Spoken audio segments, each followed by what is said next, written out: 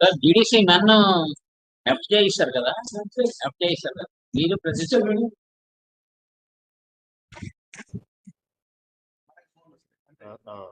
Right.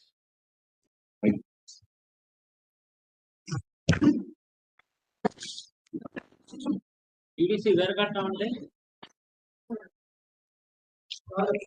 వేరు కట్టాము, వాళ్ళు ఎస్టీ ఇచ్చారు డబ్బులు.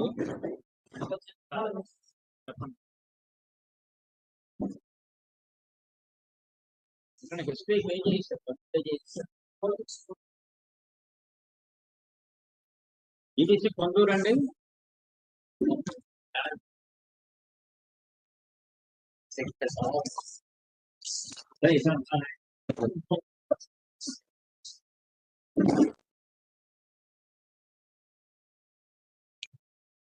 జీడీసీ సాలూరు అండి.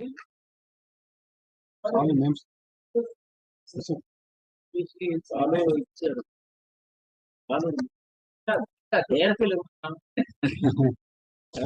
ఎవరినో ఇచ్చారు. సాలూరు జీరో అండి, సైన్స్ లేదు. ఎవరు డబ్బులు ఇచ్చారు. GDC Raja, GDC Raja political science లేదు. ఉన్నారు. GDC Ichchapuram మెట్టాలు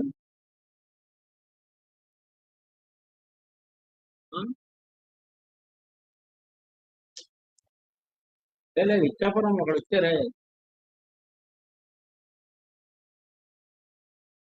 science zero.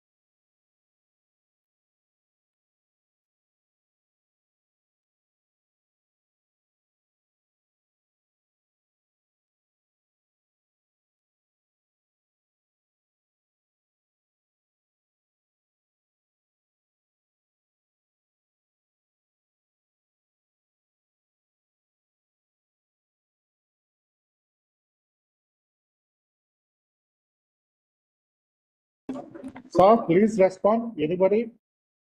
Is it audible, sir?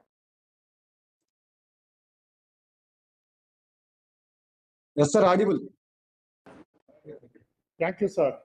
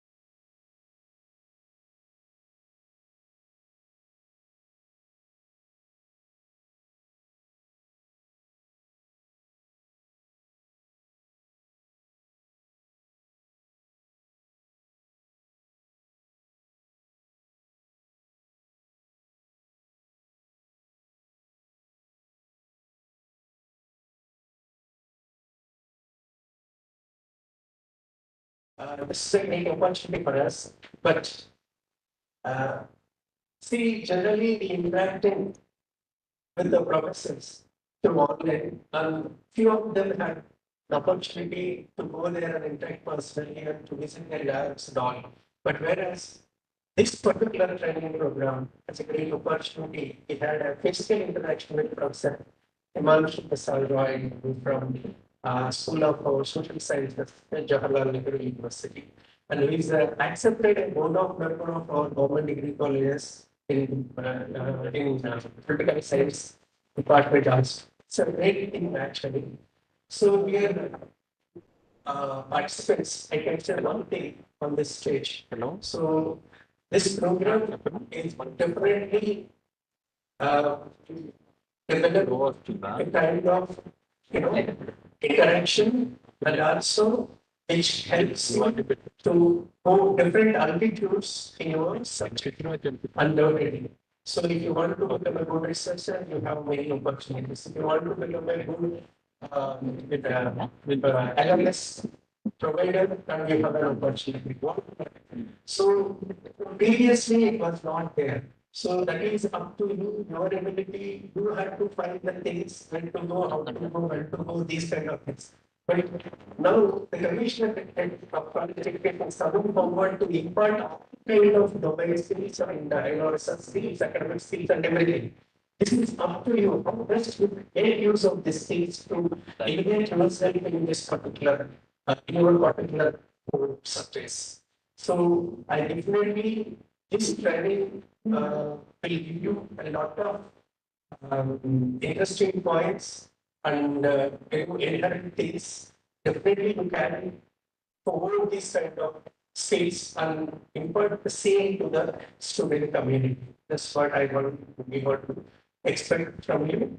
And many of us are attending many programs, but we are in one type of area. So in Indian country, Andhra Pradesh is the only state who came forward to take up the challenge of NEP 2020 and introduce a single measure system.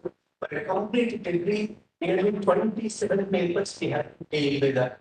So that means whatever we know, we already know.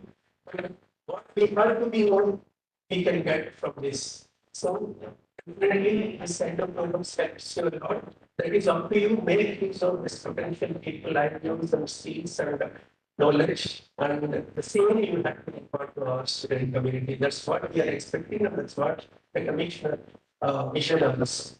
So thank you for providing the good opportunity to interact with you all, and my special thanks to Professor Himanshu Prasad Roy Garu, who graced the occasion. And also, this is the 171 years old police British also worked here. Right from Melbourne, poetry, and a lot of history is there. I guess you know it well. And nearly 7,000 students are there here, 2,213 faculty members, 150 supporting staff, nearly 39 single measure programs, and we are looking for all the students to get admission into the campus. We are on the progressing, sir. In this section, we cover the guys the attention and physical interaction with our own faculty members is a key move for us. Thank you very much for providing the great opportunity. Thank you.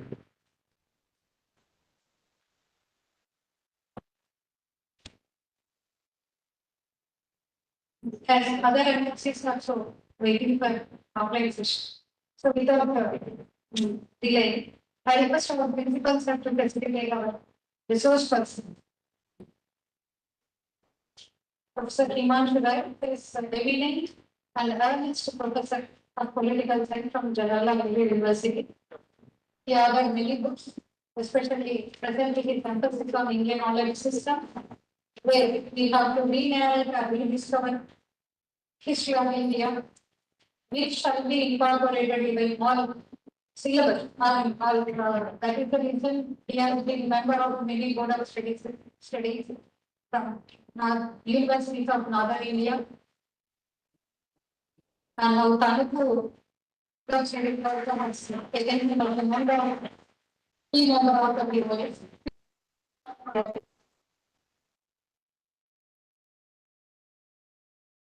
So I request Anil Kumar to speak here. Thank you, madam. So all NRCs కూడా meeting లో కాబట్టి వాళ్ళు instruments మాట్లాడండి. The importance of inviting Professor Himanshu Prasad Roy. He's a great scholar, a great professor, internationally renowned professor. Students, ముఖ్యంగా మీతో స్వచ్ఛమైన మన teachers అందరికీ తెలుసు వాటికి జరిగింది అనేది మీకు జరిగింది. The very important role.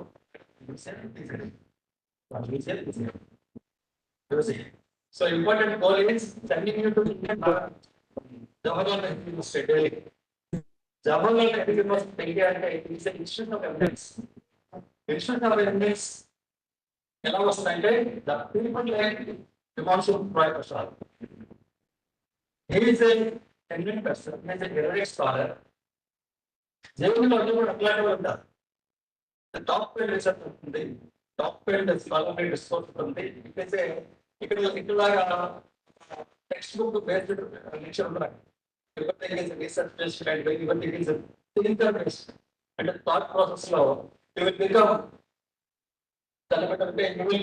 you will have feel like you are in the war room. Water అంటే మేధావులు చేస్తారు కదా, అట్లాంటి సీట్ ఆఫ్ ఇంటెలిజెన్స్ మన ఏరియా ప్రొఫెసర్కి వచ్చారు.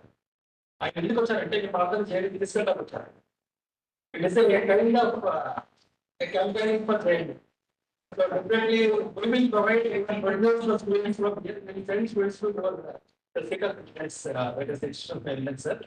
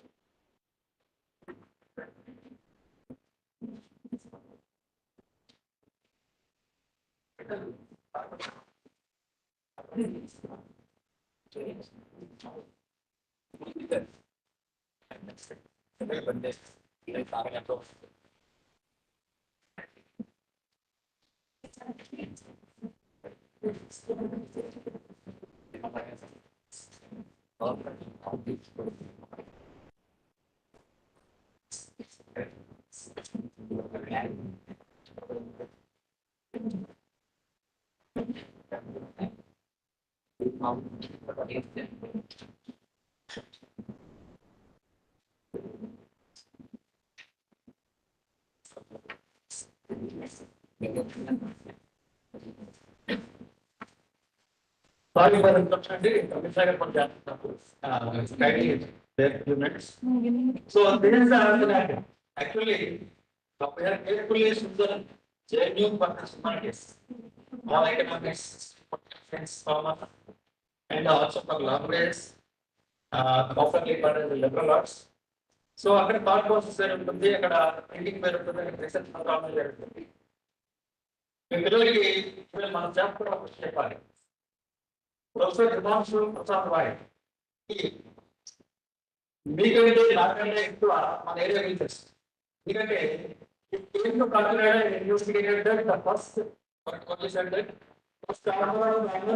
Indian chamber of commerce across India first academic department.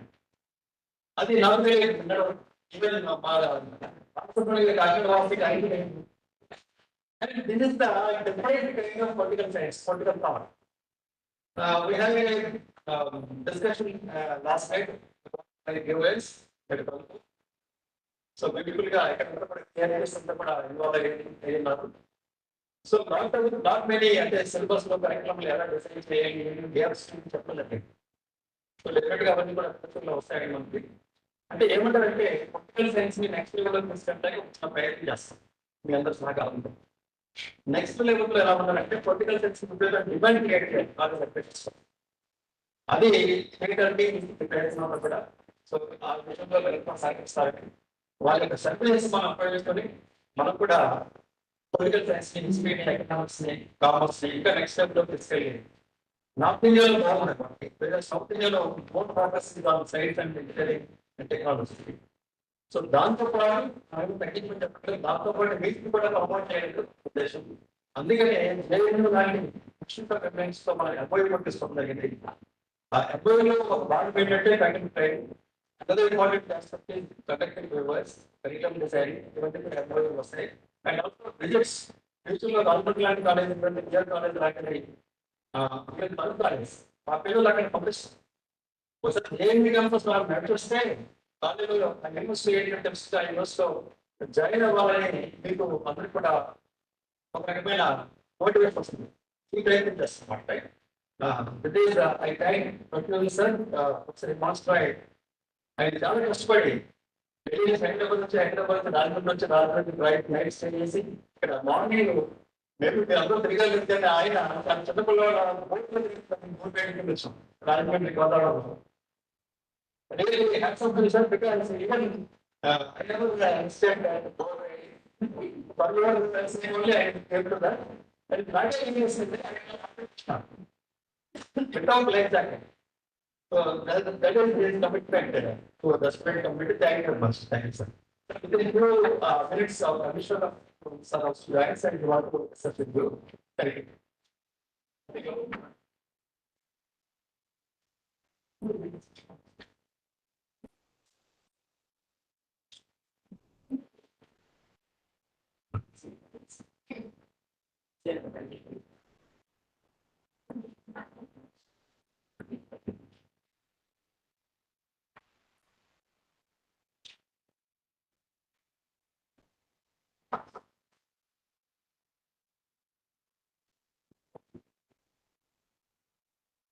Good morning, Lord. I am PhD subject lecturer in political science from Government College, Chicken Center. I feel privileged to stand before you to present today's resource person, Professor Himanshu Prasad. Anytime I was taught to listen to his lectures to JNU as part of the team that was sent to JNU for this knowledge resource person training.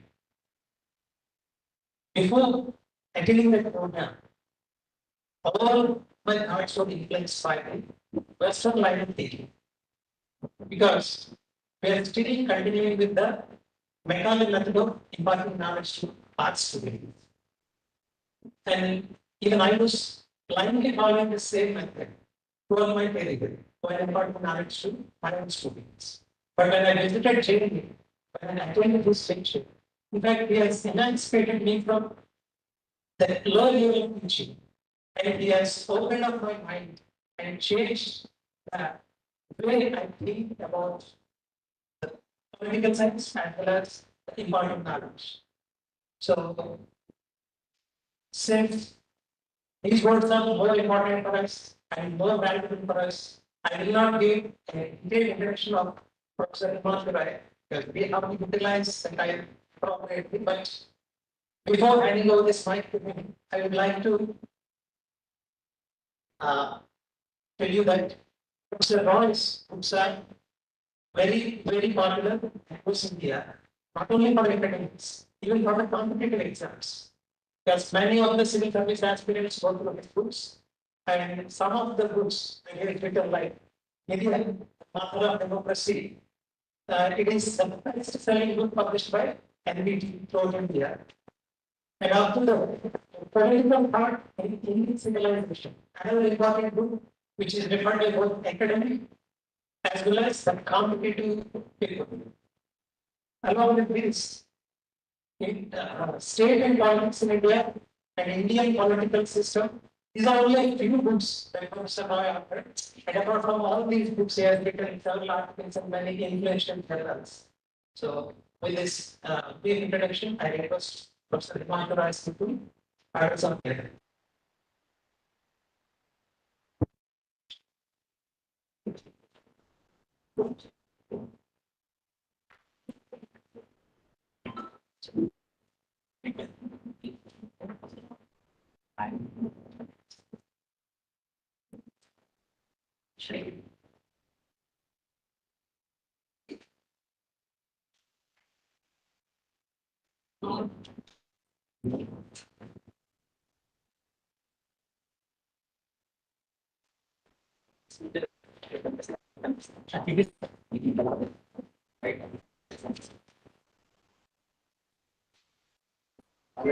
Give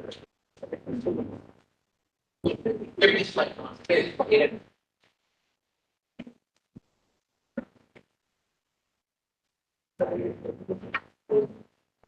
Good morning, the students and colleagues, the two principals. I request you to keep your thoughts on the finite mode, please. That will be better for me, lest I get disturbed.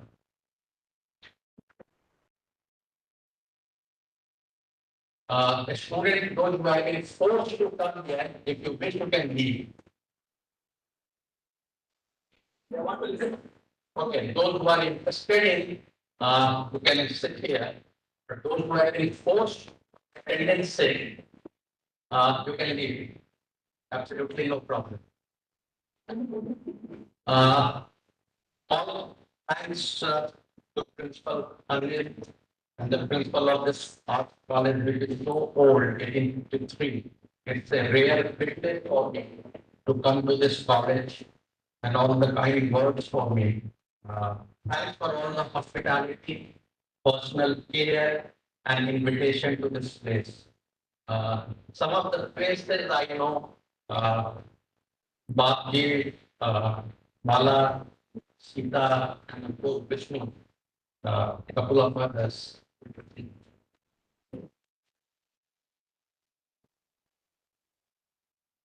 And the government, the action of the government, Andhra government, and the commissioner.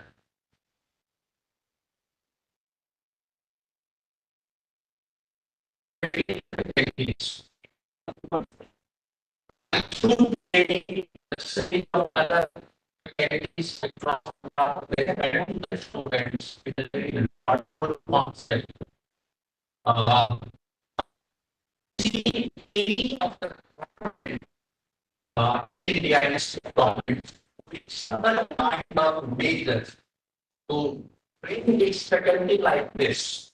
Something very logical that I found, and a new concept.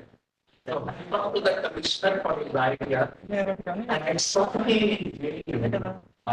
He had come for a day. So sort of he had to improvise the action that he took to deliver that certificate. That was something very interesting. And lady, of course, is Romanian, known for its research work and all kinds of other things and critical activities, no doubt. Actually, I have been requested or asked to interact with you on Indian knowledge system. So, more communication is between application. I have to access students, my method of communication will change. If I have to access the schedules, then I may estimate maintainer. Since I have been asked to interact with the paintings, so somewhere I words, language, interest will be different. So students can bear with me.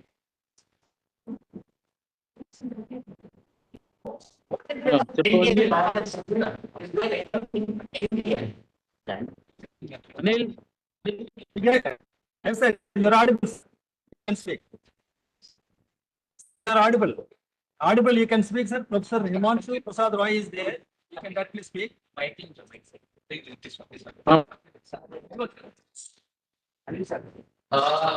ఇప్పుడు Rajahmundry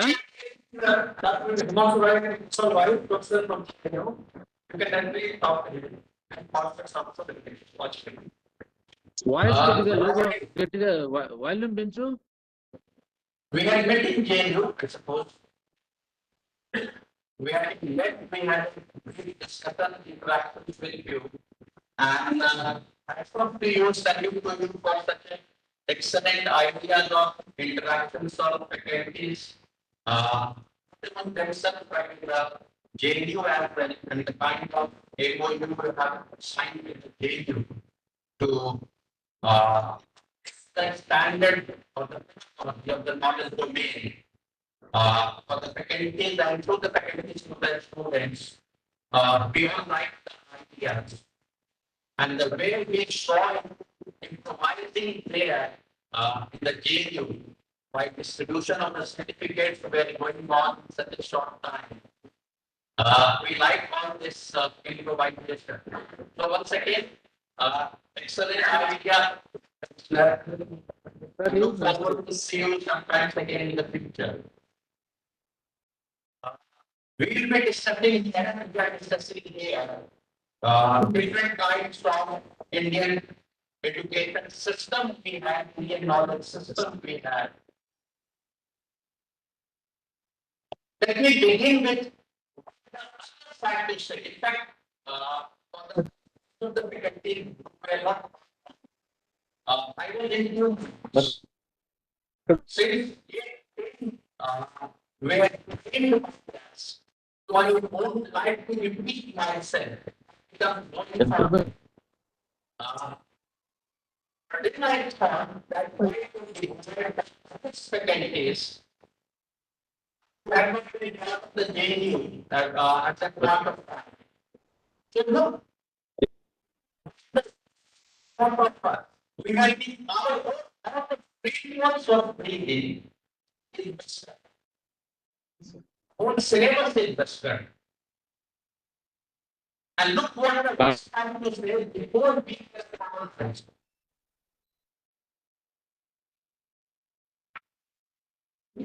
Some of the philosophers thinking about India.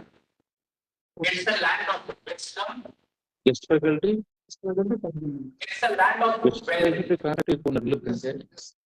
Yes, faculty. It's the land of Yeah, desire. subject articles. Physical. It's from the most ancient times downwards. All the nations have directed their vision and longings to gaining access to the treasure of this land of promise. You may be knowing Hegel about a German philosopher and a philosophical looking of concepts. And he said, which I quoted, land of marvels, land of wisdom, land of and land of desire. This was Dora that was thinking of us before we were colonized. Once they colonized, the same way thought of us, and I go to them.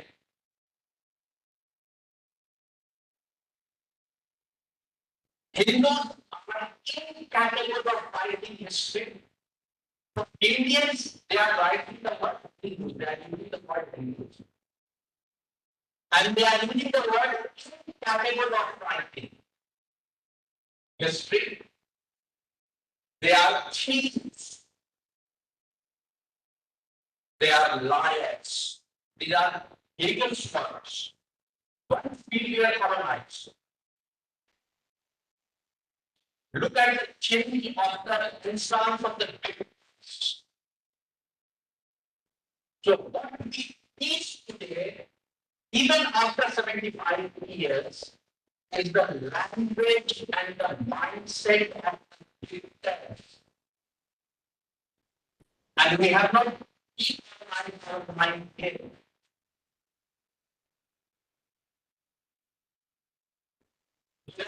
Mr. Kakinada in 2019 for my research, it was funded by the council.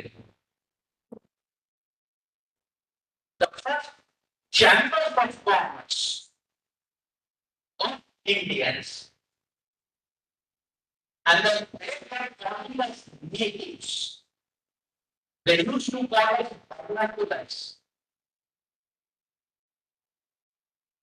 The first chambers of commerce was formed in Kakinada, not in Calcutta, not in Chennai, across, not in Bombay, Mumbai, but in Kakinada.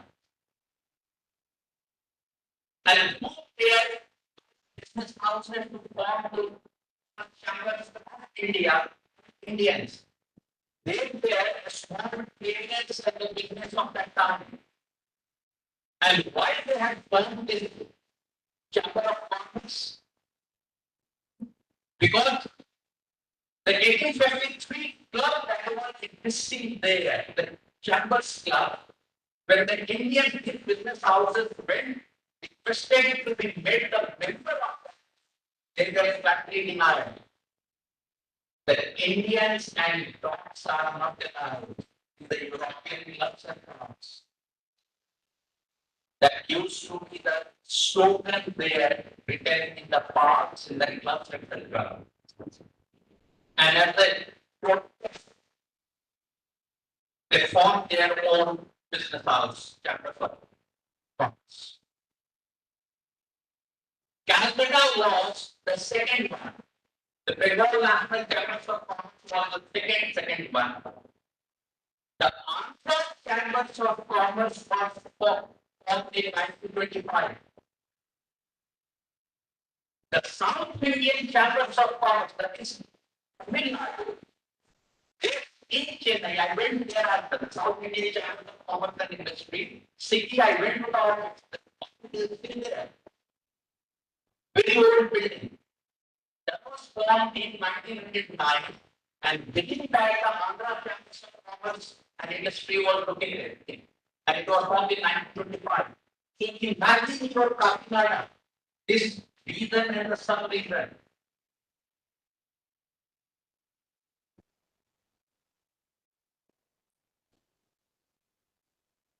What was the education, the kind of education that was imparted? What we have been backwards in the trade, gender discriminatory, casteist, village republics, as if our whole life was revolving around a village in which different castes were there, and the women were the second sex. Can a society, a country, who have been called a land of marvels, a land of wisdom, a land of wealth, and a land of desire, words, practice some kind of discrimination and still be at the top of the world? In 1765, India's economy was approximately 1/4 of the global GDP, that's 23.5%. It was the economy of the world. And any society which dominates the world cannot dominate with such kind of traits that the British were capturing the power, killing us around India. Can such a poor, illiterate, discriminatory society be on the top of the world with 25% of the GDP of the world? There are hierarchies of professions in every society, in every country, including in America. There are different tiers, hierarchies, different professions. Both in government jobs in private sectors. Disconnect చేస్తాను. These hierarchies, these professions were declared by the new dictators, that is the British East India Company, changing father to son comes.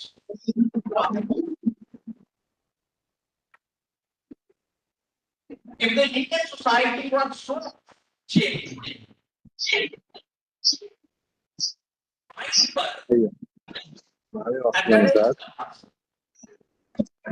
how to be at the top of the world? How is the data? And look what's the tragic part of it. England had, which became our master, ultimately, 5% of India's population. I'm quoting their source. And that's 3% of the world's economy, GDP. We had 23.5%, they had 3%. A backward, a aggressive effect, but taking the risk captures a political power here because we Indians betrayed our own countrymen.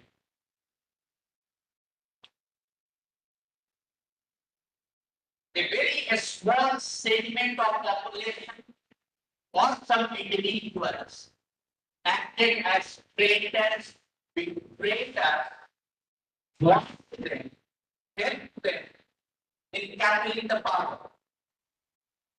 I can name those persons. Not only in 1498, when the Portuguese had come for the first time and began to conquer the territory. So colonialism doesn't begin from 1755 and it has been taught to us as a part of the doctrine directly of the history. Colonialism begins from the western coast, that's from Goa, Malabar, etc., to Maharashtra.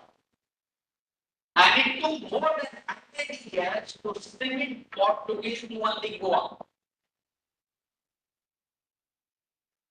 Otherwise, they were expanding fast. Had the Indians not resisted it, Portuguese might have colonized in another part. And one of the routes that was split by the East Portuguese war was Sudan. And the two other ladies who were the local kings or the queens of the local regions. We had the traditions of ladies being the queens, the monarch. And they had been ruling. So how could a civilization ruled by women in any different territory would be discriminatory? Where the economy is booming, how could a large section of the population, like say OBC or scheduled caste, or scheduled tribe, and using the contemporary concept written from Medapur, is subjugated and still the dominant economy in the world? ये कैसे संभव है? आपने करोड़ों to suppress the girls and the women, and still that family can be at the top. Still the village can be at the top. Or member of the family has to be at the top. And each member of the family should be at the top. Because there is an opportunity for everyone. Now I think some of the data that the British themselves had said about India.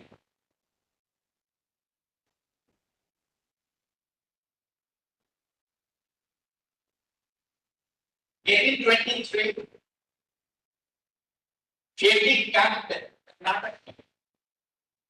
he was the British collector of the Bellary district in 1823. So, after was 24 years of life, the death of British in 1799. So, 24 years, and look what Campbell's report from Bellary is. Each district, each school, each village has a tradition of reading, writing, and arithmetic. in dialects, in vernacular. And look at the important one. As has been already used here. And then the context. By the reading of the European, the greater of the middle and lower, he says classes. It doesn't say class. He says classes. The middle and lower classes of the people unable to meet the expenses of the new education system. Because the new education system was more expensive than our traditional education. Now let me come to what was the traditional education. How we used to teach the students because it was universal education.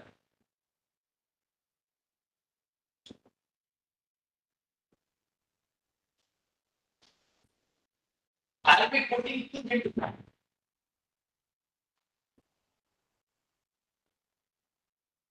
Peter 1623, a British Catholic, and Bartholomew, a father, an Austrian, 1790. Both of them were in Malabar area, and they are saying that each family, each child needs learn boy from each household in a village. Go to a school.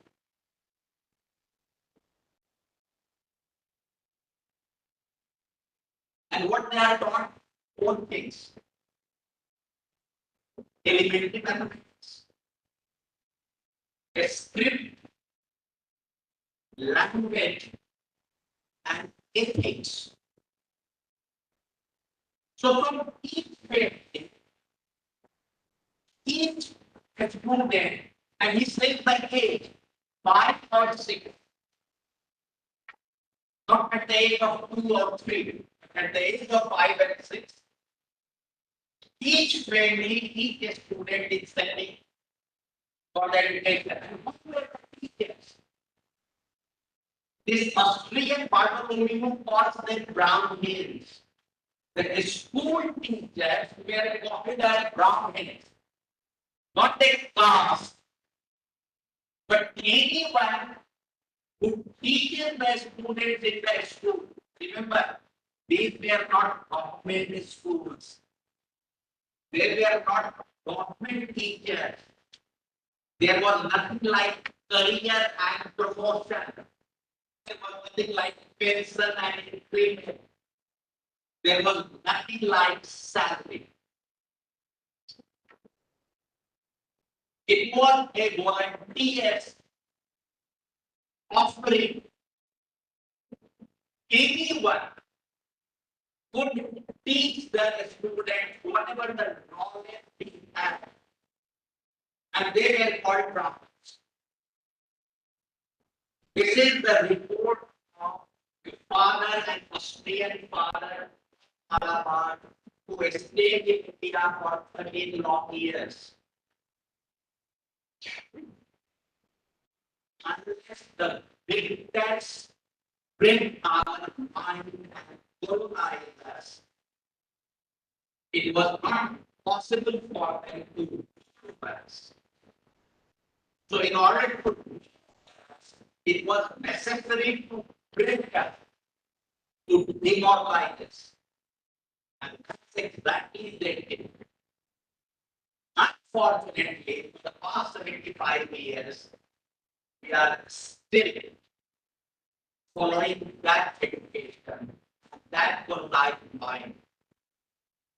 The whole syllabus is like that. How many of us teach webinar, the governance of webinar, or the theory of justice of women? Wasn't he a part of our country? Was a part Ligaya, or a Kabir, or a Tulsi? We do not even know them. That we been done. We have left them for literary years. The Telugu, the Hindi, the Gujarati, the Kannada, they have appropriated them as saint poets, as if they did not write or sought any idea of politics. They were the advisors to the monarchs. They were consulted by the monarchs, for the kings and the queens of their territory. Tiruvalluvar is writing on water management. Saturday is suggesting on in Assam, suggesting on adaptation, appropriation of the lives in governance.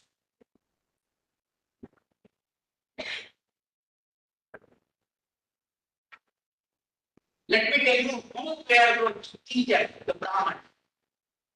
One of them presented. Again, giving you the colonial data itself. And they were submitting their reports in 1820s, 1830s, the three presidency towns, and the fourth last one is in 1855 in Punjab. In the Tamil speaking area,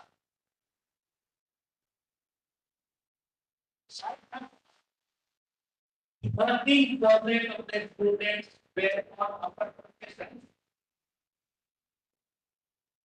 Muslims constituted less than 3% in the South Harbour. The Shudra and the caste below these castes together constituted about 70% in Salem and Kiribati, and 84% in South Africa. And what kind of politics and research we do? What we eat and what we do. This was the area of 1790s, 1810, 1820, where the colonial report itself says that 84% of the Shila, what does it mean? These were the teachers and the students. And they are writing, again I am putting it, every village had a school.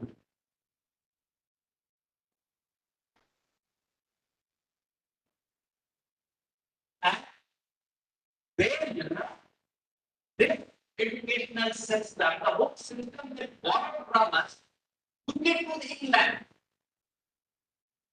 And they learning on the program system, it was adopted in England. They never told us that they had learned it from Indians, borrowed the whole system because the whole system was expensive and universal, and applied it in their own country for universal education, which was lacking in England. So an illiterate population, a backward replacing population where only the eldest child had the right to inherit the father's property, which was known as the law of India.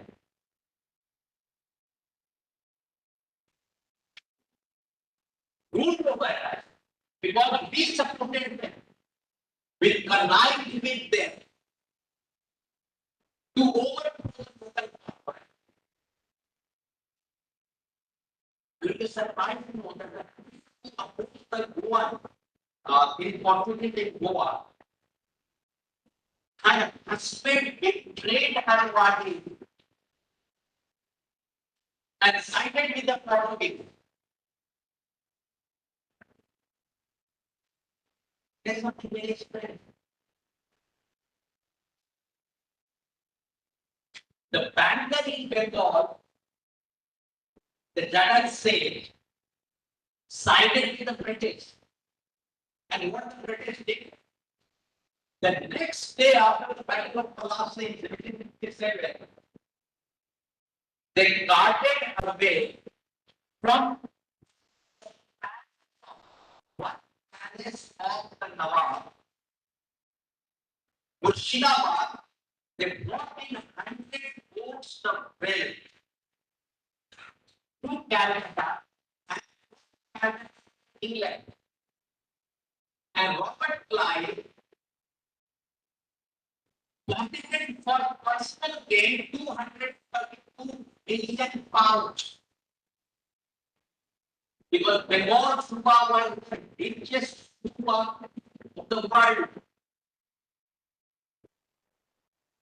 And Delhi was better than London and Paris combined together.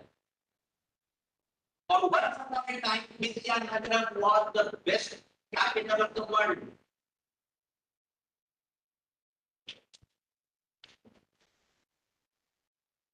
Now let me come to give you some data of Telugu speaking districts. कभी नहीं पढ़ाते हो. You do not know your own history. That's very unfortunate. You do not teach it in your classroom. That's the most pathetic thing.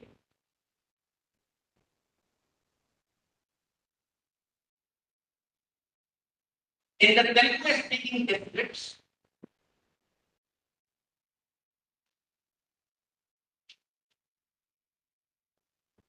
the range of my students were from 24%.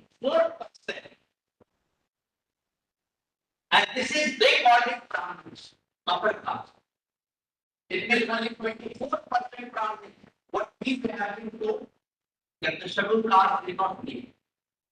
They were discriminated, they were their entry movement. This all happened because of the economic reasons, because the colonial education and their schools was too expensive. And our schools, international schools, were destroyed. I have cited the report of the district collector of the Bellary of 1823, Karnataka. In Kadapa, 46% and Visakhapatnam, that comes to 70%. The West constituted 10.5% in Visakhapatnam, and their percentage went up 29 in Kadapa. Muslim students were 1% in Visakhapatnam and 8% in Indore. And now let me come to the Shudras. The Shudras, and this is the language of the British. The Shudras and other castes still had a substantial number in the range of 5% in Guntur, 41% in Kadapa, and Visakhapatnam. You remember those percentages? 1790s, 1820s, 1810s.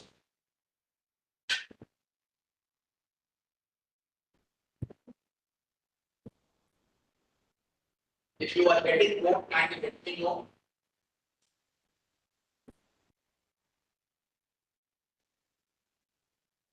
Now let me come to the hospitals that we have. Hospitals.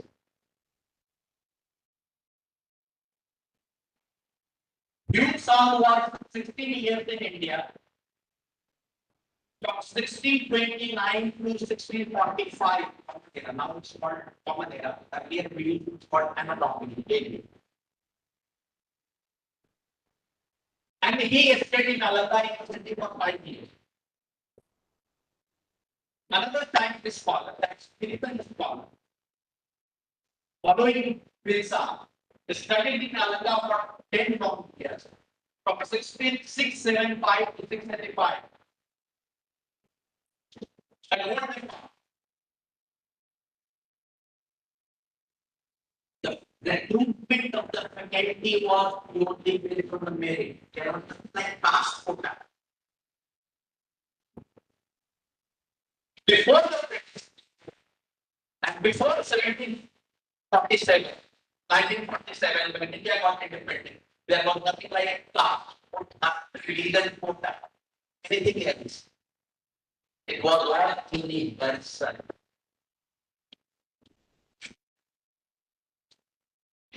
The recruitment of the faculty in university was purely based on the merit of the faculty who was recruited.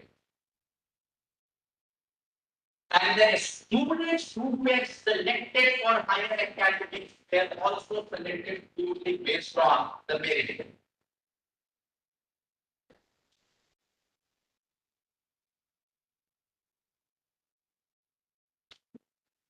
And what were they taught?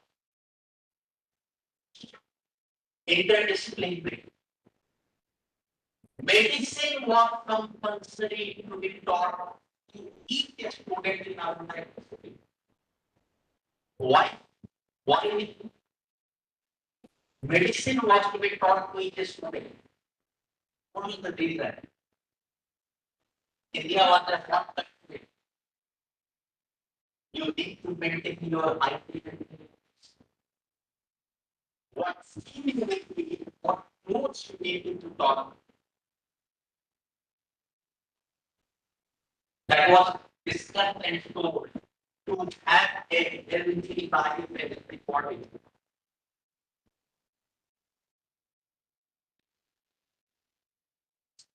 And let me come to the hospital. If you go from Chennai here, you course 75 kilometers down the line, closer to Pondicherry.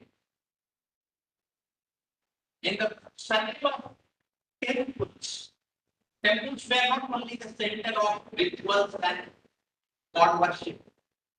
It was these were the centers of social life. The trade of commerce, the civilization, the art, the dance, music, and the hospitals.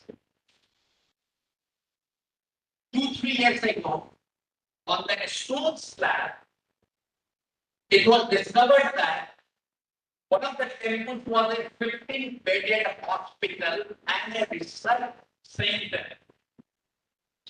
15-bedded hospital and a research center.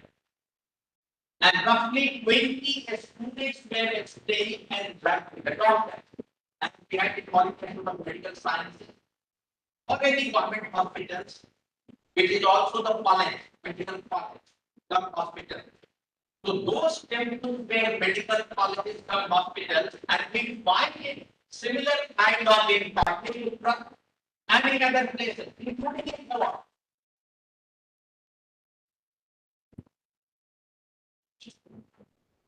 Now when we come to an, I'll keep the floor open for any questions if you have. The technology. We were told critics that India was lacking technology, science and technology. As if science and technology was being developed only in the West. Without science and technology, how can a society or a country or something make it a dominant economy? How can our ships replace the second largest ship after China? The largest ships of China were of around 90 meters long. Our ships were usually 75 to 80, 85 meters long. Whereas European ships, the British ships or the French ships, were hardly 55 meters long. How do we construct such a long ship without having a technology? We were told that we did not use iron power ships. And iron glass. Instead of an iron, it was a wooden key can be used. The wood desert glass has a longer snake bite than the iron in the seawater. But we were told by them, which we still teach and believe, the moment we believe what the other said, that's the totalization of the mind. The moment we accept their superiority because they get the ruling class, the new victor, we lost the fight.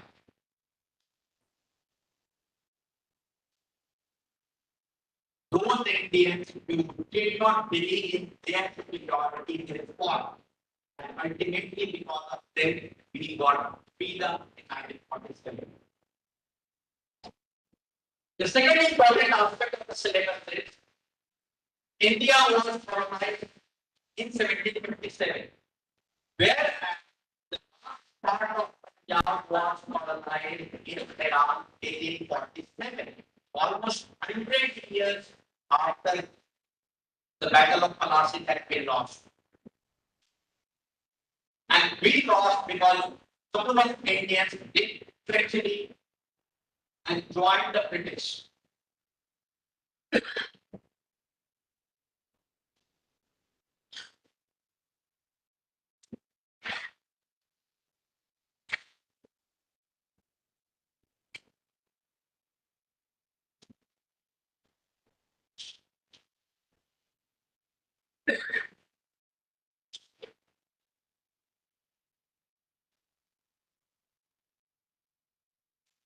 Two things I'm very precise about the technology. The British themselves are reporting in 1792 from Calcutta that we had a system of vaccination against the chicken pox. I'm putting there. The doctors, they get called as Brahmins. The Brahmins pass from house to house and operate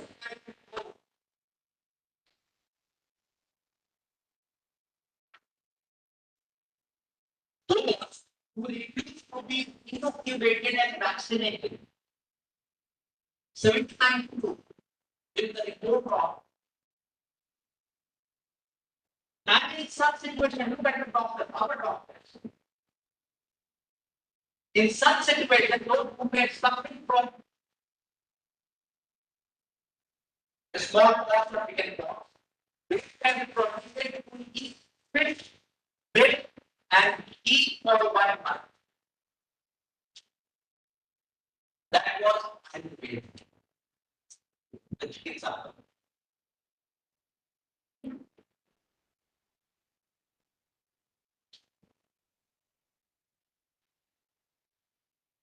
Bombay 77, 79, the another report was the technology.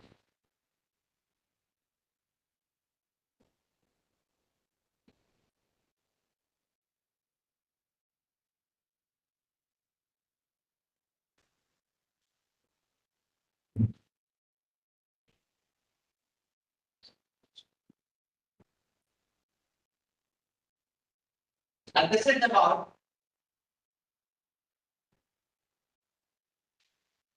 surgery. One of the British soldiers in a war in South India did more hospital. we came to know. We were shocked to know that what we all want, the regulator or the garden, we use this overhead scheme to make the nodes. And it says again the report is January 8, 1794. If all know this on those who have lost them and extort is their complaint. So this was the technology, this was the hospital, this was the education system. Unfortunately, we are not familiar with this. So I request the colleagues here to inculcating the students about the kind of history that we have, so that the decolonization process age from the school age itself begins. And for that, the faculty has to decolonize its mind.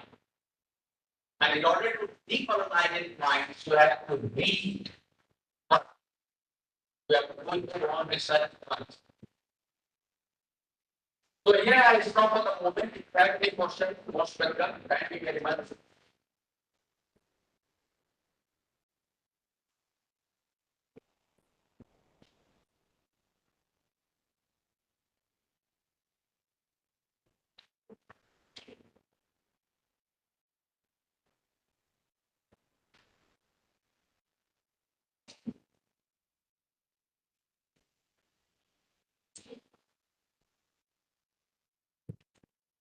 Thank you so much, sir.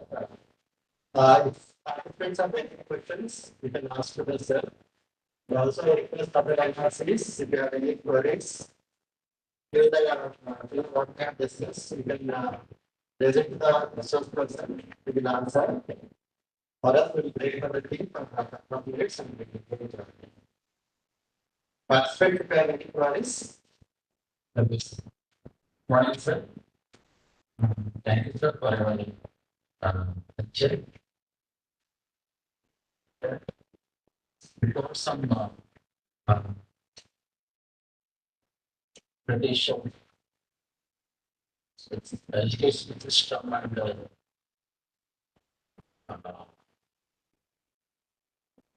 some of the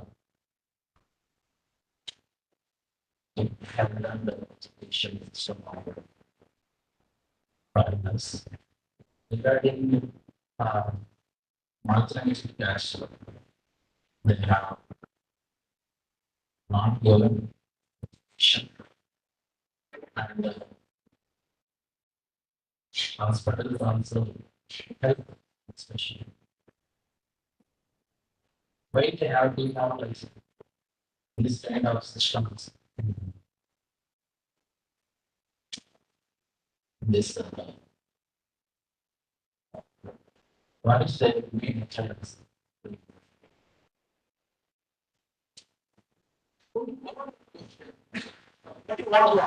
This they have displayed this kind of education system to market sector. We have discussed the education system of education also in Andhra Pradesh. We have not like what's the reason behind it? Two, one, the government has been even after independence following a compliant policy of the West. How many of you know? I'm thinking about the students. There are common things that you are taught. Indian Constitution, made by the Constituent Assembly. Is it Indian? 256 articles of the Constitution is from 1925 Act, which itself is from Irish Constitution. Roughly 50 articles were incorporated from France, USA, Austria, Australia, Germany should be the plan. So 3/4 of India's constitution is still imported and colonized. What is happening here?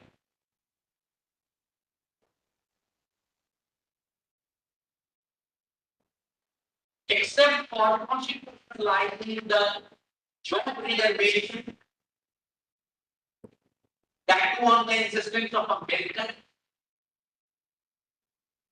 In most of the any of the developed economy of the world, there is nothing like the reservation based on anything.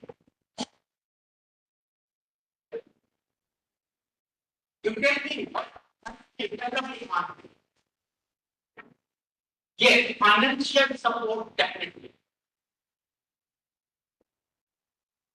Some of you may feel bad because you may be beneficiaries of reservation. But if you aspire to be on the top of the world, the society has to be meritocratic.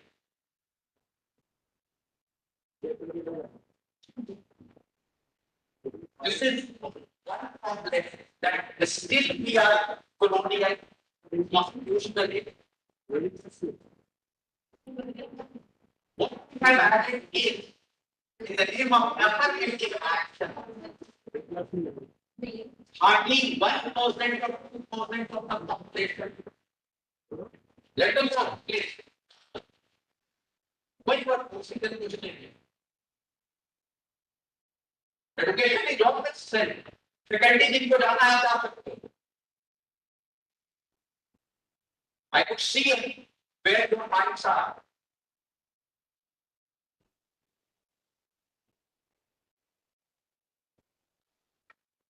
This is the difference. In JU, the students can sit for 4 hours.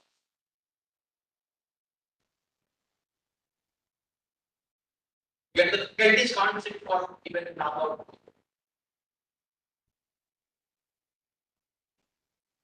I teach PhD students there. My classes are 2 hours.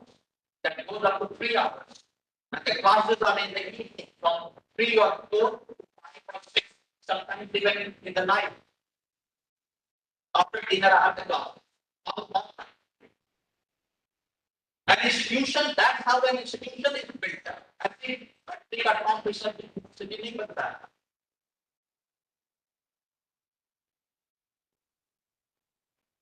Some very hard labor, dedication from faculty and the students. It's not one-way traffic. So this is one where the constitution is colonized, still. And in the name of Indian, we have a reservation tax, stopping the meritocracy. It cannot be on the top. JDU is there at the top because of both the faculty and the student. The country has it on the top, sheer by market. The Messiah will not descend from the top to emancipate you. It has never happened. That can only give you suggestions, that can only be at best. If you want to have some government job, you have to compete through hard labor.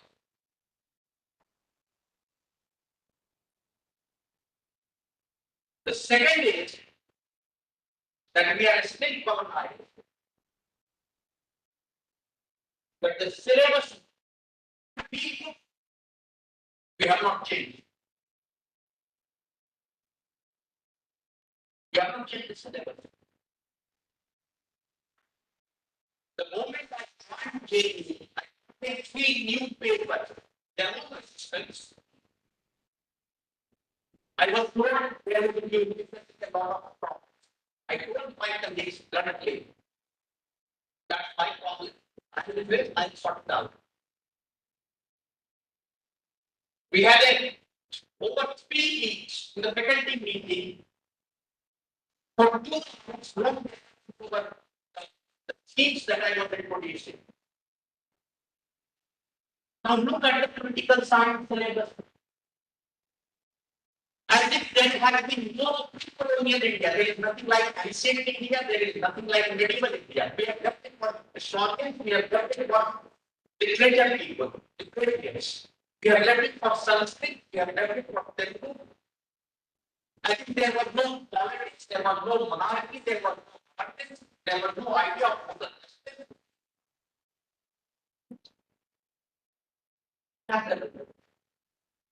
Wait a minute. For what purpose we are here? Just going through. That's not the way civilization is going over.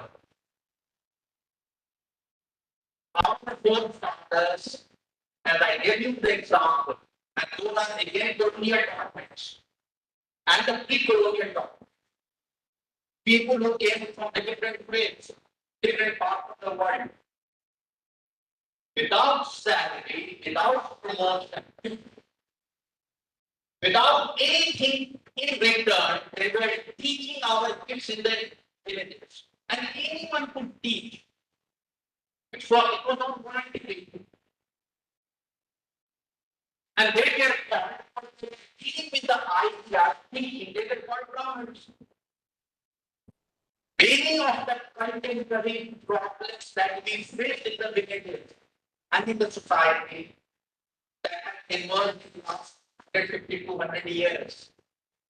And we think that these problems which emerged in the last 150 to 100 years, 10 generations ago, that have been perpetual in every stage of Indian civilization.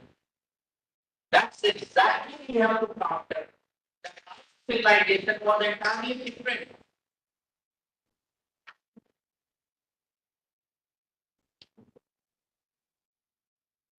And to make that we have stated it for the literature for historians, we have to pick up those domains for political science. That's exactly the objective here. To Indianize the political science. The objective is Indianize the clinical field, the political science. And for that, you have to travel an uncharted path. How might I be interested in your Tamil Nadu? You see, why should I become India?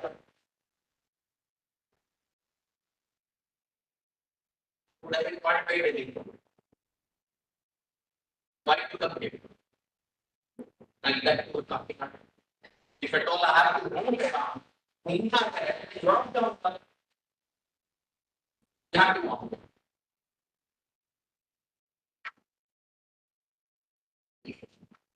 Just to interact with the students. My first activity with the students, later on to the next day.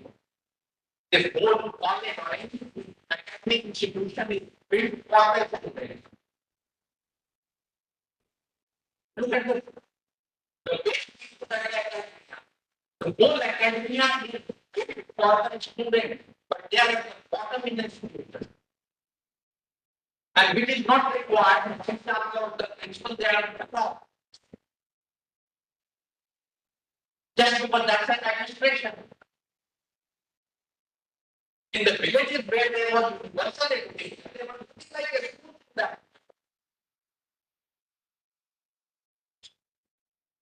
That makes us like even trade. And therefore, the whole of the came to India for trade and commerce and business.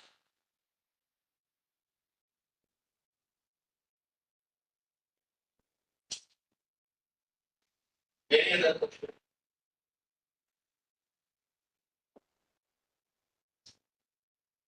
इनको civil services complete करना है या कोई भी सरकारी नौकरी या कहीं भी मेहनत करना होगा तेरा very hard labour you expect your to just perform the time will pass by. That's the lesson you have to pick it up.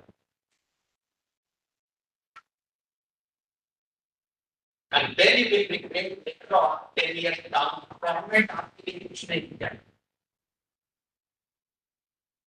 Let me give you some statistical data. From the age of 18 I have some information on the British Medical Commission. From the age of 18 to the age of 29, there are approximately 80 crores of population of the youth students looking for work. 80 crores. Which government of the world, government of the world together can offer you government job? 80 crores.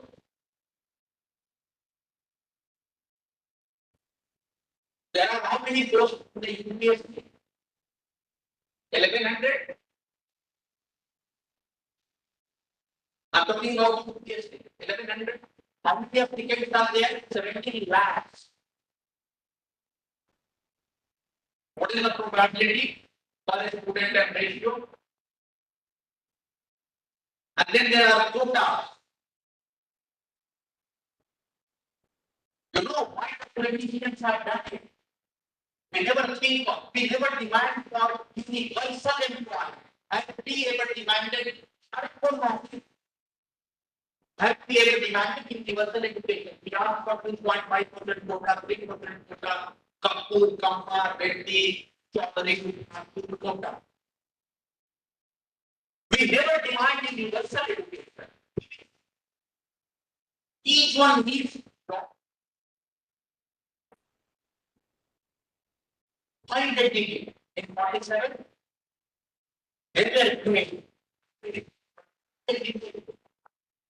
It was a one-time historic measure for only 10 years as an experiment. And all the top three leadership, Gandhi, Nehru, and Patel, they were not in favor of reservation because they believed in the principles of liberalism. They were all three westernized. But purely just to overcome the untouchability that itself had faced in the region of Maharashtra, Konkan. Otherwise, we expected that we will be resigning from the chairman of the drafting committee.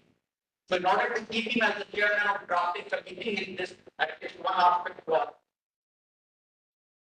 incorporated or acted upon as one historic measure for 10 years for the sake of experiment to see how it benefits. In the last 75 years, how much of the population of India, out of 140 billion, have benefited of the system? Anyone? Any aakra? Any data?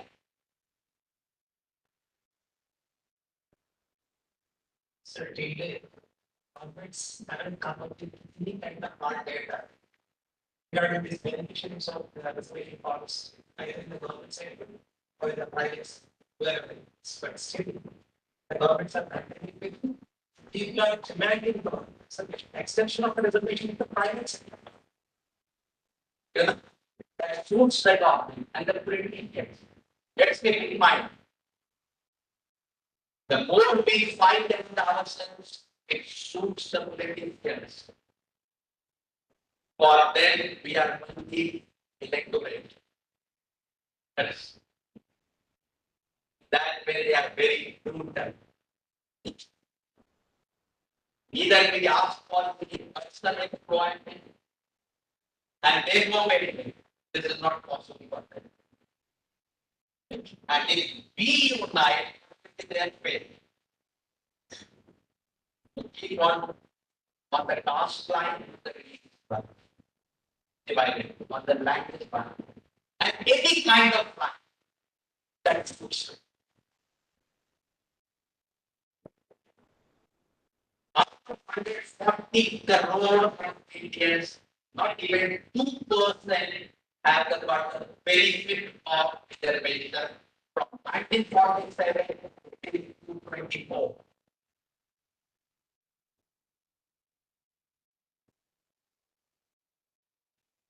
And now the majority of the jobs are contractual. It's going to be contractual, it's becoming contractual. In American universities, the majority of European universities, the majority of the jobs in the university campuses are for 5 years contractual. What is the total number of faculty in several universities in India now, right now? What is the total number of jobs in several universities in India? Anyone, any idea? Any data? We do not work on the empirical data. We only work on the perception. In the world of difference between the perception and the empirical data.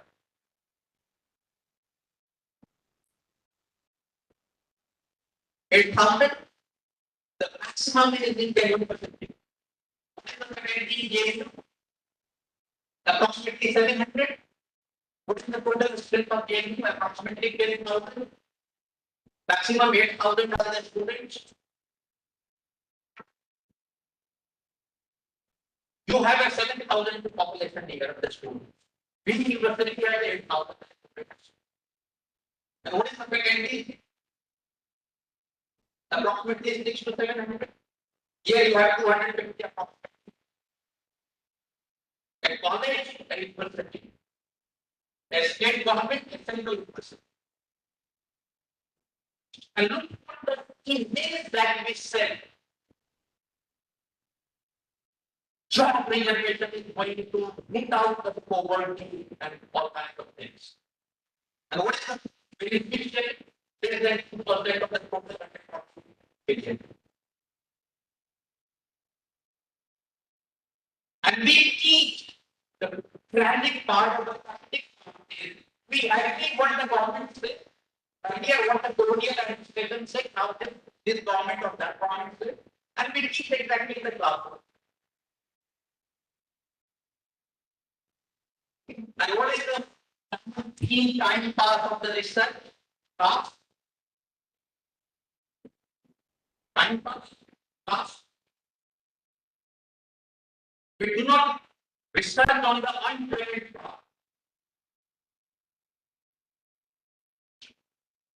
Do you faculty are asking you know that it was the business chambers of commerce which helped in the writing the profits and it was the business house that demanded federalism in India.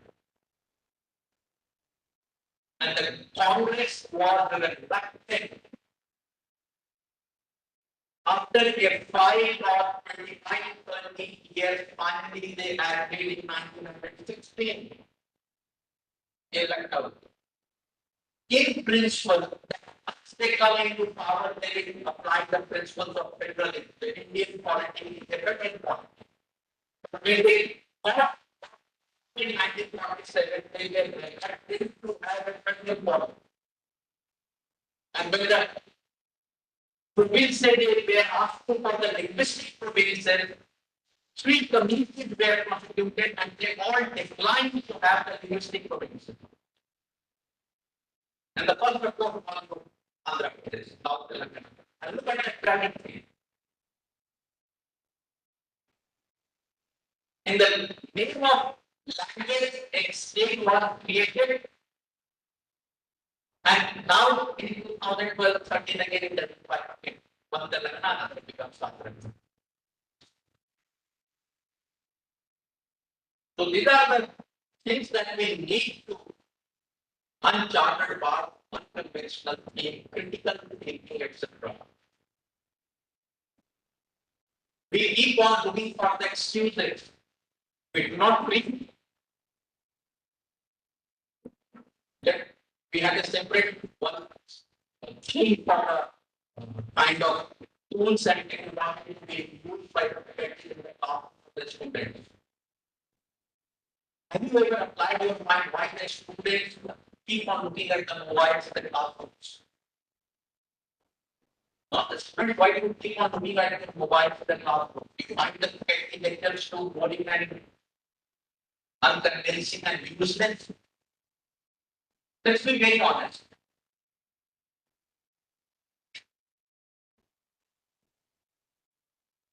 If you happen to be in America, you will be punished and penalized.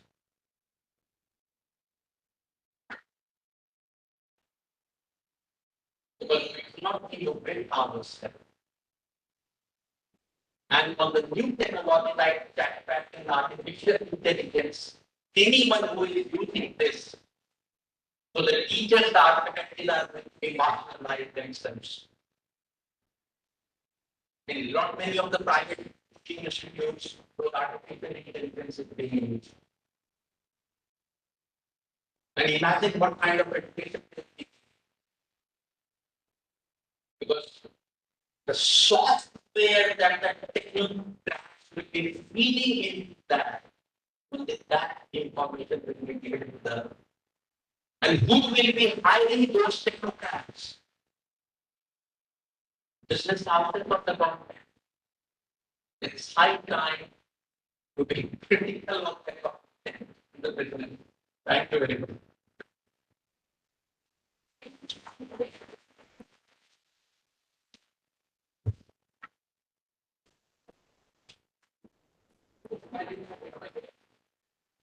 Yeah, I will say. For the announcements, this 5 minutes meeting is beginning now. So we will resume our session after 5 minutes.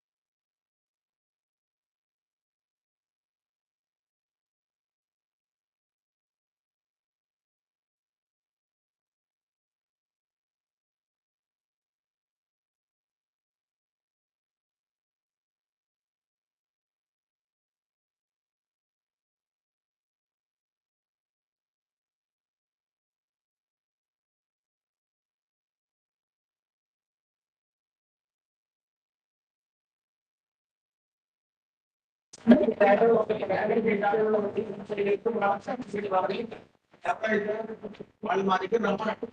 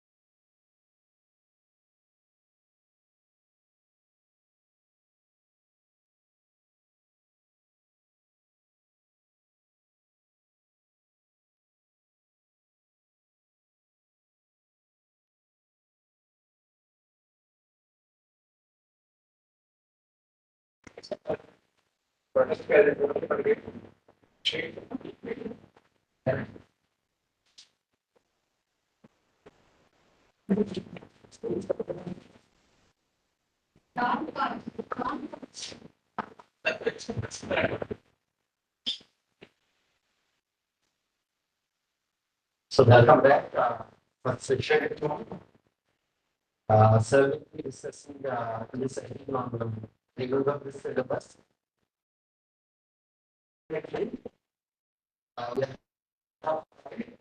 Please select NRCs. Connected.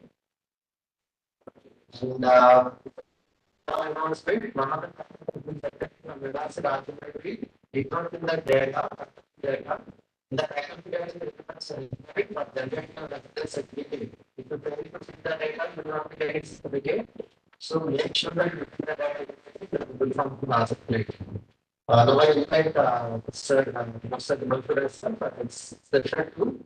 And in this session, I will be giving the discussion about training of the syllabus, how to make the syllabus more relevant and more useful and more beneficial for the students for their higher learning as well as their for the growth of the subject of political science and the streaming itself. That concern.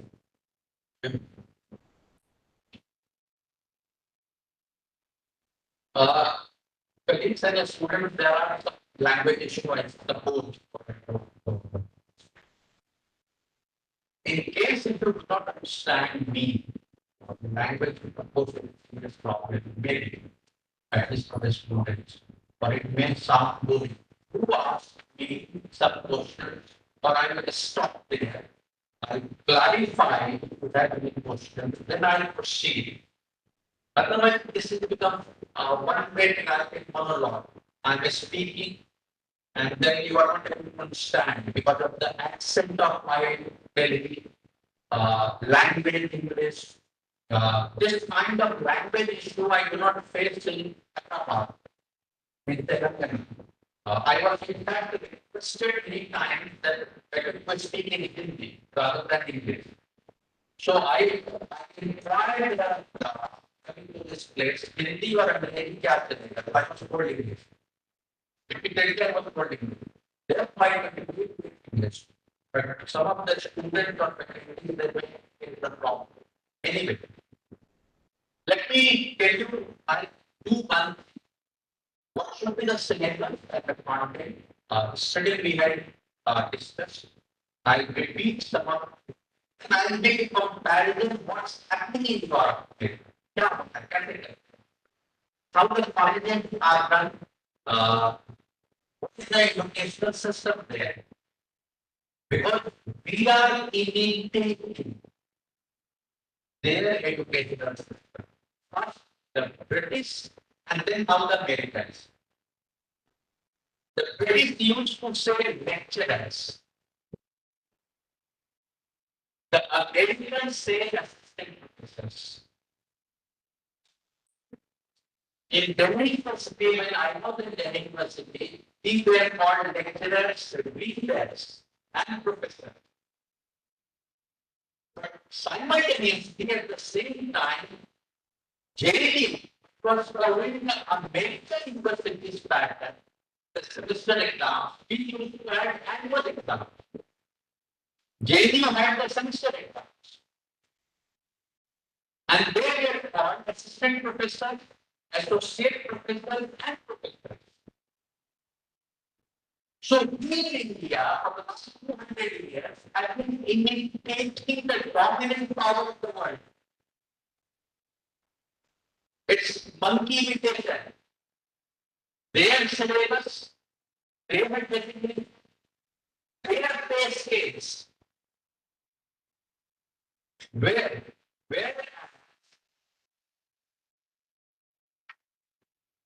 in terms of our job, basically we are babysitters.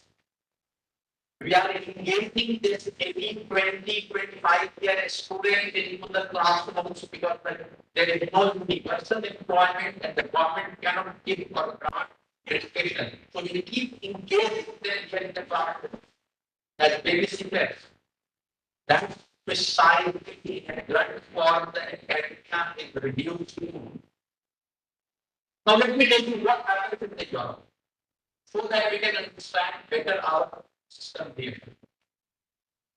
The education is there from 5 or 6, which we in India had before the British colonizers. Our education was from 5 to 6 at the age. Now the parent school and the play school starts in Delhi at the age of 2.5 or 3 or 4. And the age of the pre school.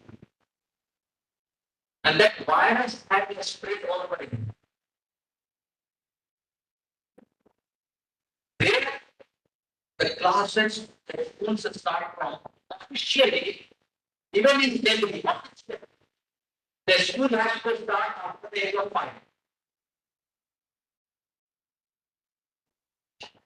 So these violate our traditions and rules. In Europe, the classes start at the age of 5 to 7.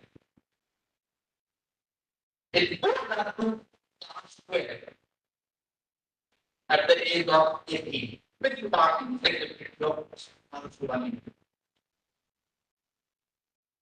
then after the class of 10, I'm talking about Europe, America, Canada, the developed one. After the class of 10, there is a bifurcation of 2 streams. We have in India 3 streams. First stream, social science stream, and science stream. They don't have. Their streams are vocational stream and academic stream. Those who want to join a stream college and university which are research oriented, they pick up at the 11th class academic stream. Those who are not interested after class 2 in academics and research, they pick up in class 11 vocational stream, carpentry, carpentry, etc. All kinds of specialized and ITI, technical skill development. That's exactly the central government wants to do. The skill development, the technical side. They have their own college and university, the technical colleges and university, highly specialized, which are different from the mainstream research academic university. So two parallel streams and that goes up the university. We in India, you know very well, not better.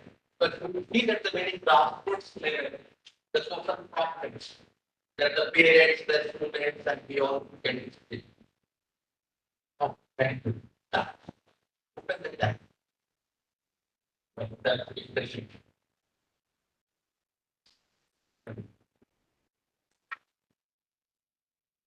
These are first the 2 different states that Europe and Latin, North America have. We do not. We imitate it. BA degree is a tiny pass. Making us the eligible for civil services, IT services or all kind of services, and we give them certificates making them eligible for community income. They do not do. The civil services and all kinds of services are open to Europeans and Americans after +2. So one who was serious in academic and research, they will join.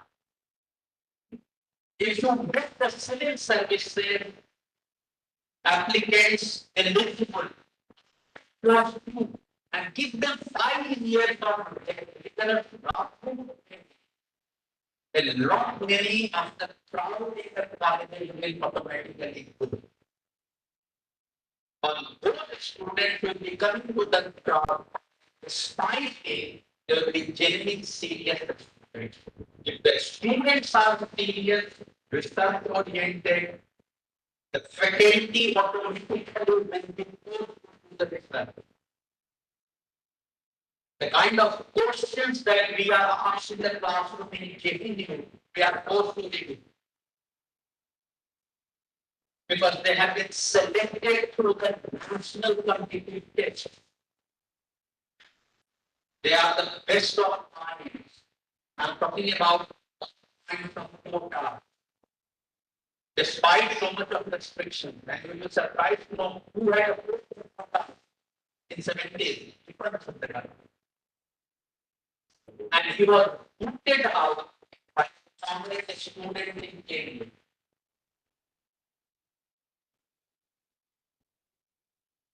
Argument of Vibha Chandra was this, that the moment we fix the quota, you have the economic criteria. A poor chap who can't afford, he needs what kind of scholarship. Because he has the creative of mind, the idea. That should not be installed in any civilization. But the person who is not fit for the best of ideas and minds, he is fit for something else. Utilize his mind somewhere else. In search of livelihood, he is moving towards university in which he is not the best. If we pick up the second mind or the best mind, that's exactly what happened, what's happening to the higher education. So these are the serious problems of university and college educations in India, and deliberately under a planned design that government is perpetuating.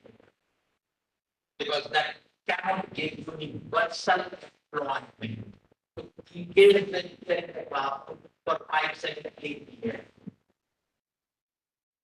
And to just retain them even after PhD, give them postdoctoral. You know, one of the Indian Council of Science research for the postdoctoral is because I'm there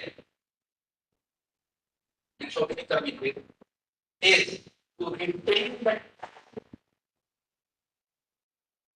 And we know very much what people talent we are. But just to retain them so that they should not be the protest movements against the government. That's the serious issue of academia here. They have the problem of labor. There is massive shortage of skilled labor in any developed economy because the population is declining. Here the population is just the reverse. So in order to compensate the shortage of the skilled labor in the population, they hire Filipinos, Indians, Bangladeshis, Pakistani, Africans, etc. We are the best.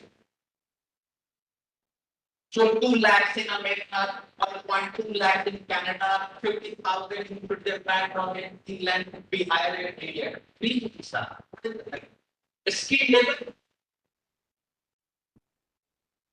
the way the Tata consultancy services PCS does, hire a BTech who spends 15-20 lakhs for 4 year degree course, you can follow the software program. How much salary get? 10,000, 12,000, 15,000.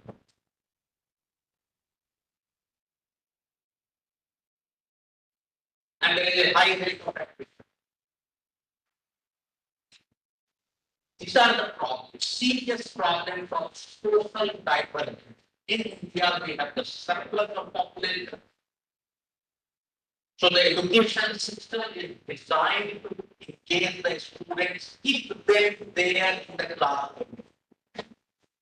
Let they come out onto the streets. And 18, 19, 20, 21 years, they come out onto the streets. We can very help them. They have a short term. And therefore, very high degree of automation,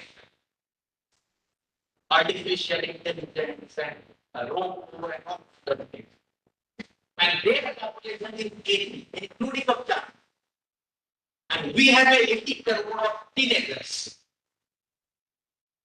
Working within no jobs. Therefore, the federal government is making India as a manufacturing hub, trying to put billions of investment here so that India becomes a manufacturing hub so that they get jobs. And the most largest one is semiconductors. And where are the key labors? Not in urban centers, but semi-urban centers. So it benefits the company that they have some elementary and skilled labor at the lowest price. So even there is a 35% of non-placement in the IITs. 35% of non-placement from IITs. I'm giving you the latest Indian report. Delhi University Faculty of Management Studies, they have had 25 students out of a bunch of around approximately 300 who were not placed. Campus placed. What to do in such situation? How to teach? So this is the first problem. But since the education is existing, we as a subject as a faculty, and the students to be made eligible for competitive exam after PhD. It's just making them a certificate, not eligible. We are just giving them a certificate so that they appear for any competitive exams. We are engaging them, which they would have done even after plus 3. And the same skill they try to train after 10. So compulsory education for plus 2. If the child doesn't come to the school, the parents will be called up, very jail. So it's compulsory. Here, constitution is compulsory, but we know the reality is. Therefore, this wide divergence between European American education system and our education system. But still, the fact is, we are the faculties, they are the students, they are coming, their livelihood is at stake, but they need certificate, a piece of paper. So why do you spend 20 lakhs or 30 lakhs in a Kota University for 4 years degree program of BA honors, which we now call it major? In Haryana, the border which charges 20 lakh rupees for 4 years for BA degree. A piece of paper, it has no utility in India. In that way, a government college is far better because without charging much fee, it gives you a piece of paper with a BA honors. Earlier the TA was of 2 years, we all know. Then it became of 3 years, now it's of 4 years. What is the skill development here? Can anyone tell me what is the new skill value additions that we have after from 2 to 4 years of training? Have you become more smart, more technically sound, more skilled than those who did graduate at plus 2 years of training? Absolutely not. My father did 2 years training.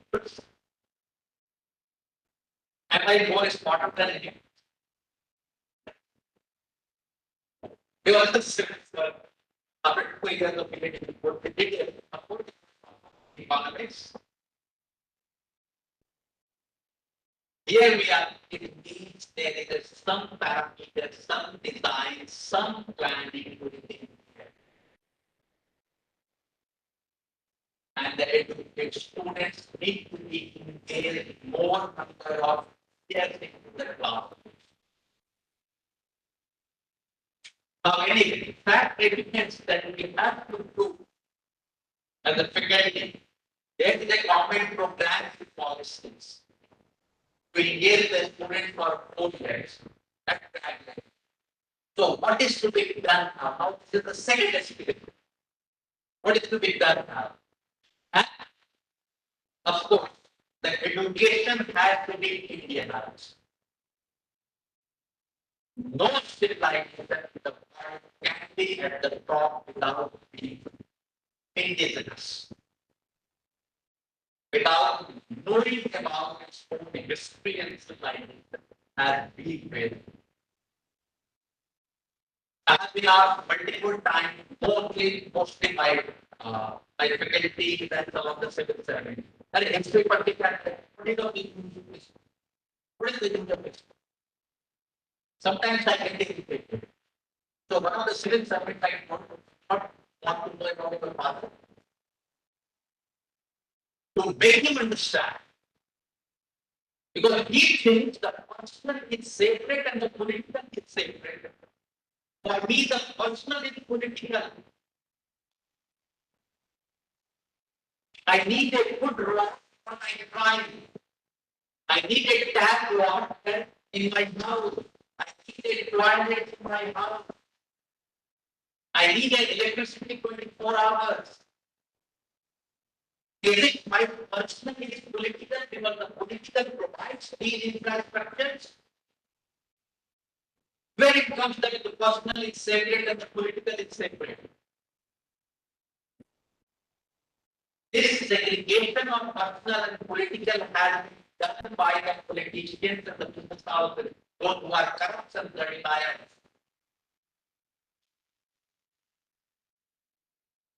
In the name of the private and personal, they do not want that there should be a criticism of the government. For a labor who wants the best of infrastructure for my comfort, what's the harm if I ask the personal requirements?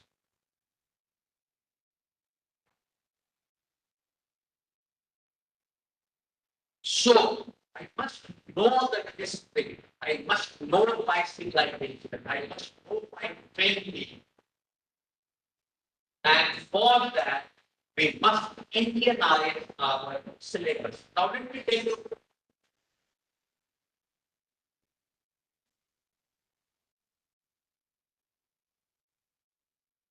What needs to be done in the political science syllabus is specific.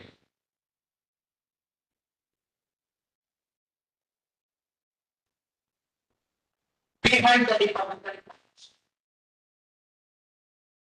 India was a democracy, a republic. Before the monarchy emerged, in the pre-Buddha time, in the Buddha time, and even in the post-Buddha time, even after Buddha, for centuries we were a democracy, and democracy means both procedures and deliberations. The deliberative democracy and the procedural democracy.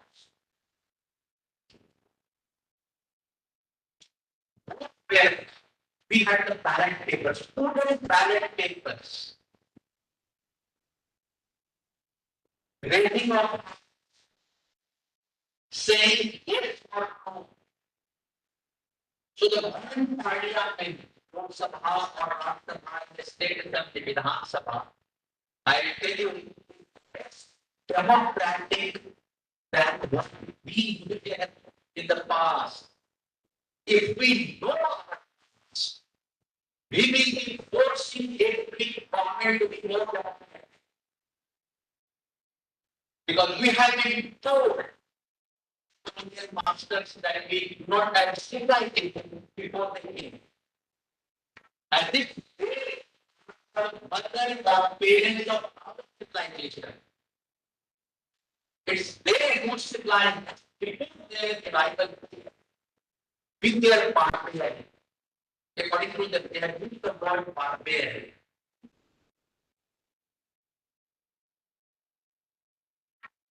The second argument is this: they are the mothers of nationalism in India.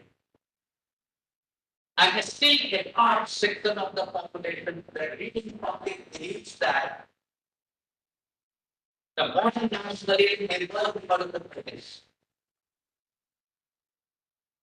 So from Afghanistan to Kanyakumari and this Godavari and Mahanadi, Odisha, and all down Ganga, we find a common name like Ram, Shiv, Nagesh, Sita. Why? How come? How come in Kandahar we have a similar name? Kandahar, Afghanistan. Closer to Iran, closer to Iran. A similar name, and here in Godavari, and I said, how come? What is this? What is this Samad? ये कहाँ से आ रहा? हवाई जहाज नहीं था. The technology was not there. And the privileges that we take from the local people and the Badrinath, Kedarnath, and all that. And it has been going on for centuries long before the British came. And the same technology, three human labor, animals, and the natural, the wind, or the sea, or the birds, rivers. These were the only three kinds of technologies of the energy. Not the industrial environment, and used to both energy and technology.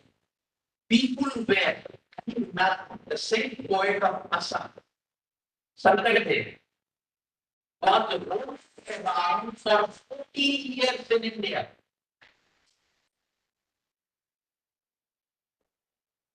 He was a contemporary of the king. How it's possible? What is going to happen? How these names are there everywhere? And similar women name and similar male name. Ram and Shiva are very common. The cultural domain from Afghanistan, Persia border, Iran border, to contact the Northeast and here Kanyakumari. How come in Kanyakumari there is Shiv? What is that?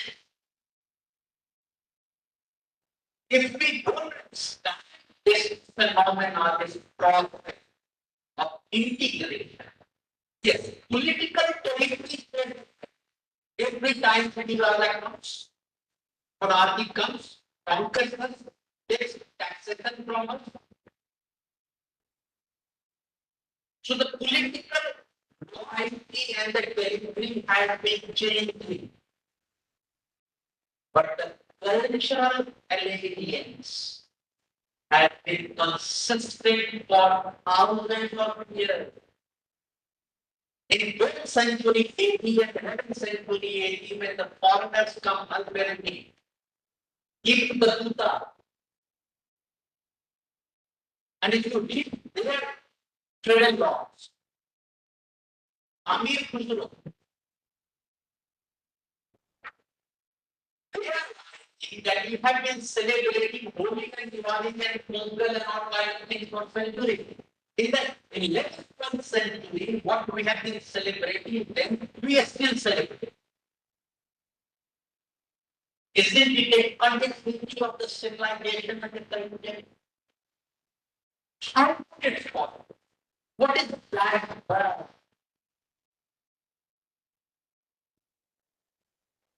There are wide cultural differences, no doubt.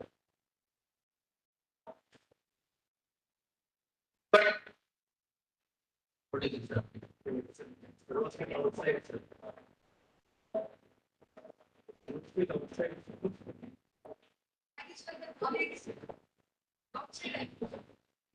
Better be sure, because I'm going to take the.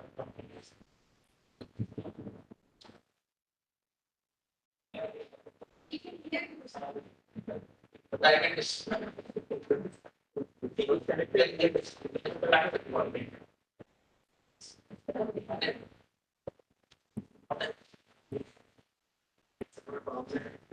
Yes.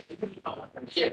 So this is cultural continuity and narrative. Isn't it integration? Is it only similarity? Bharat Pandit, Aryavarti, Godavari Pandit, Mahanadi Pandit. What is this? Why all our rivers are others?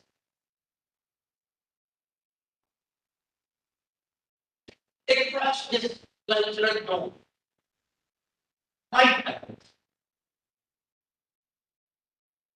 Savarkar tried to say about fatherland, because the Russians wanted fatherland. Despite his Mahata, not Pita. What is this? Isn't it a kind of nationalism? And they came to India first time in 1603. They got that program. The East India Company was founded in 1599. Took 3 years to make the ships, because the ocean going ships had a different kind of routes.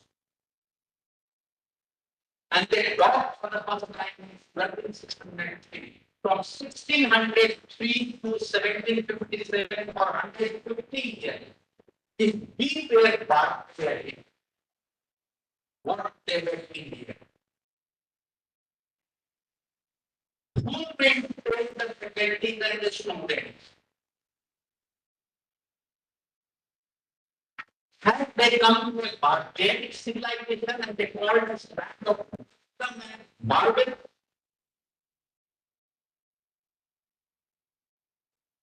We had the resources, natural resources. Natural resources of national wealth, of wisdom. So what they are doing here for 150 years, and once they seize the power, not at their own merit, but because of our treachery, not because of something.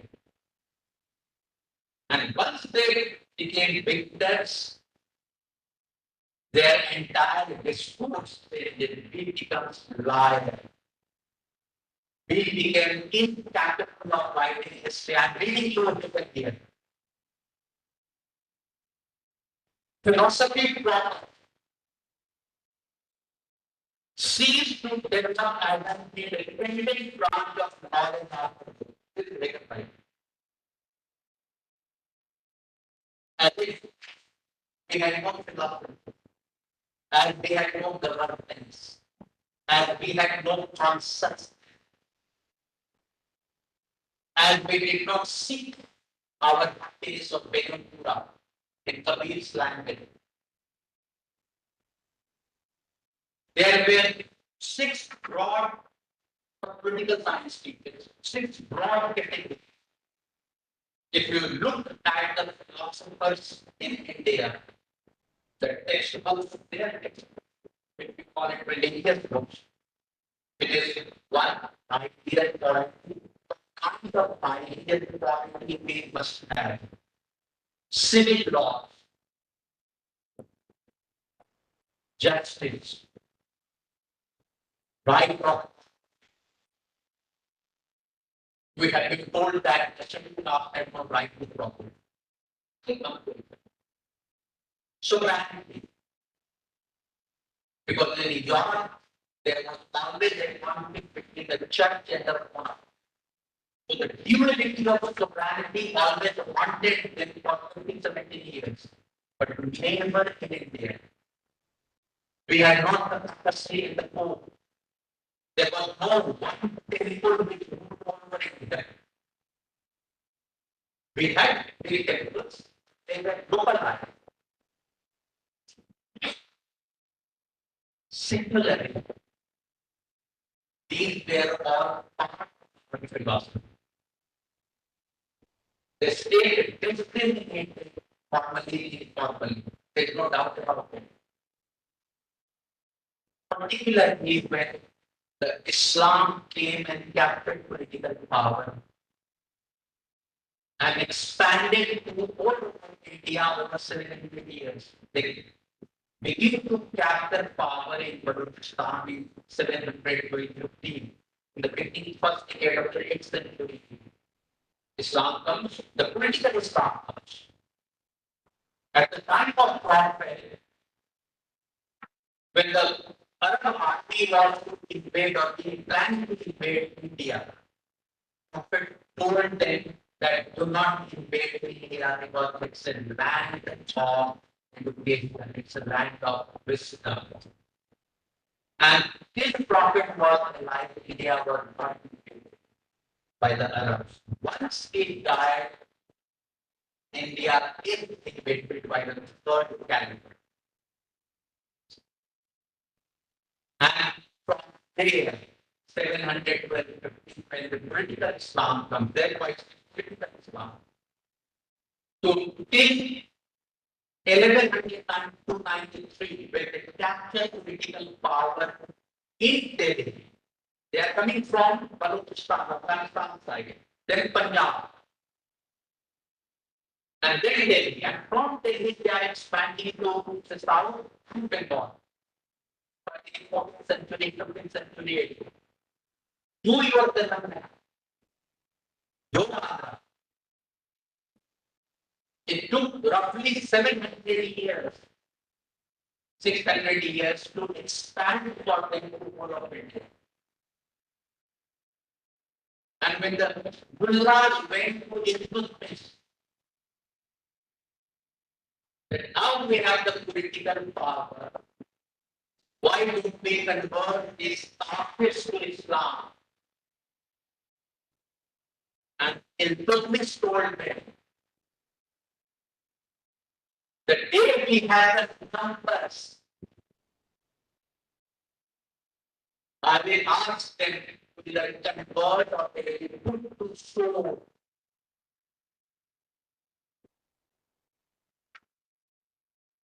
Because we are just like at different stages of the few dots in the ocean.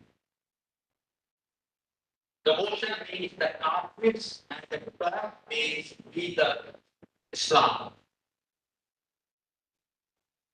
If you look some of my books, we find those citations. In fact, I have taken it from the language of political Islam, Muzaffar Allah, a colleague of mine in with the USA. Is the language, the quotations that I have taken is from the book written by Prophet Muzaffar Allah.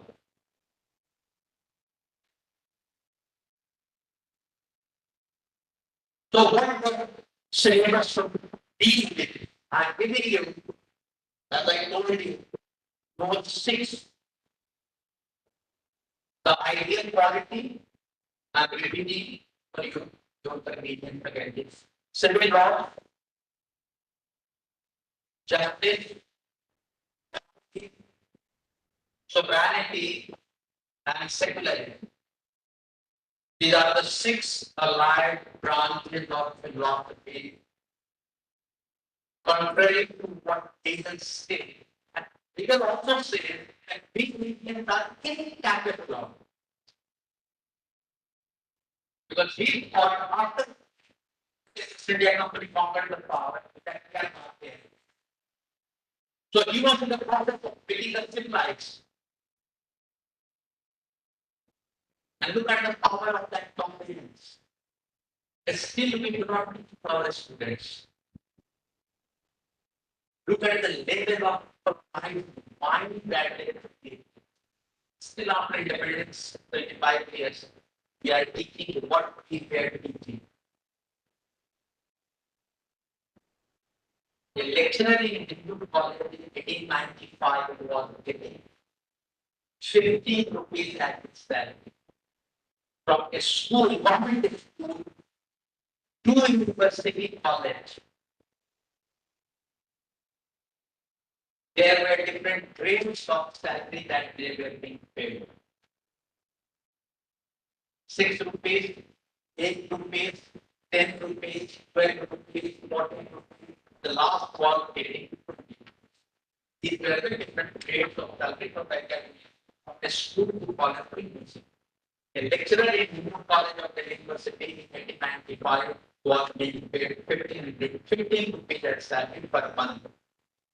What was his father in 1895 after he had retired from the army? Anyone? 50 rupees. A retired Subedar named a junior commission officer. That was the highest rank he had achieved within the Indian military for an Indian Navy.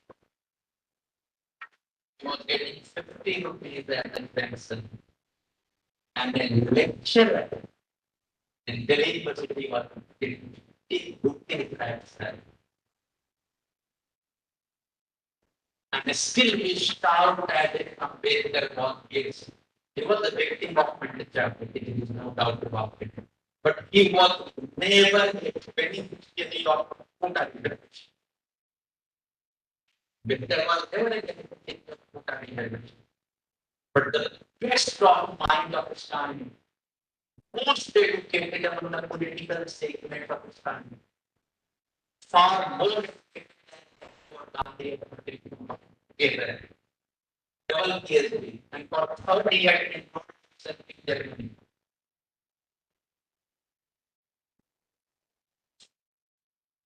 Never was the beneficiary of a quota. Do we think that he was an idiot because he was not benefited by the quota? He did what he got without a quota.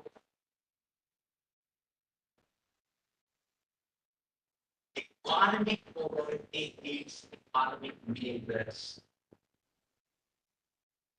Not the election time itself, the time there in Puria and Masala and individuals. The name of affirmative access to alleviate the so-called poverty of Indians. So one of those things that we discussed, India's democratic traditions, the republican traditions, that would we had both the representative and direct democracy. It was procedural, it was deliberative, it was institutional.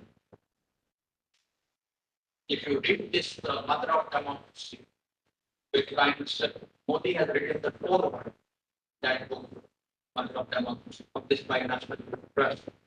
And in the Man Ki Baat, the G20 meeting, all the books were a copy of the with the delegates.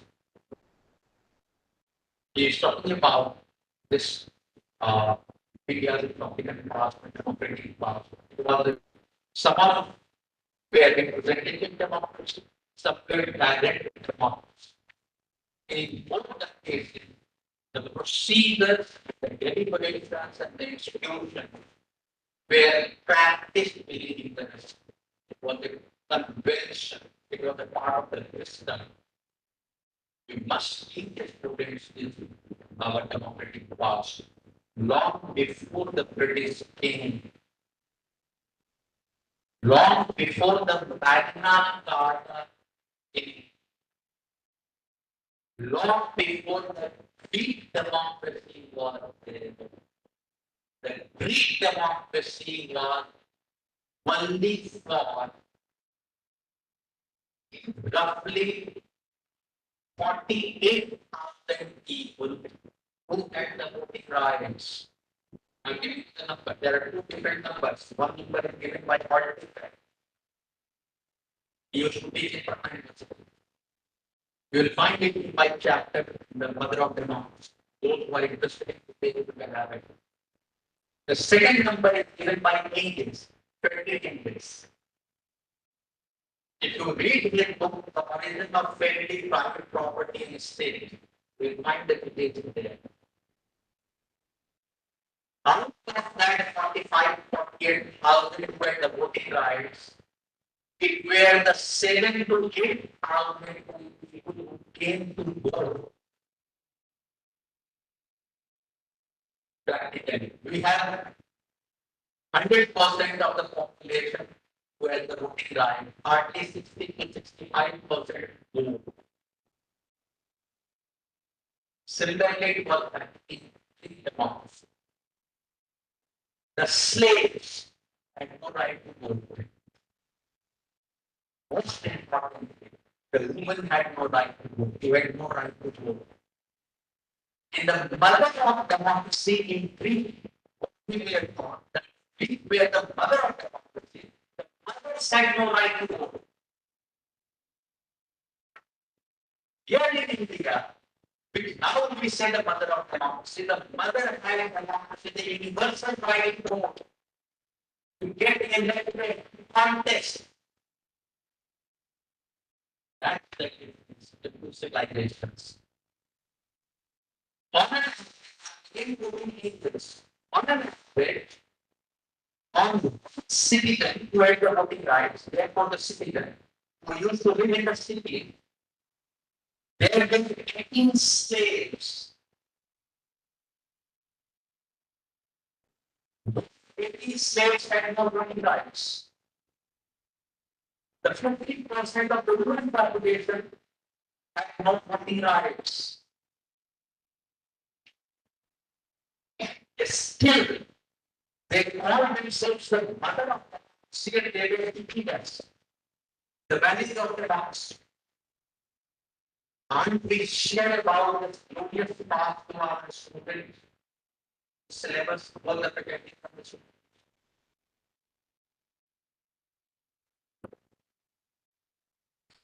So this is very important component that it's not they but us who were the mother of the house.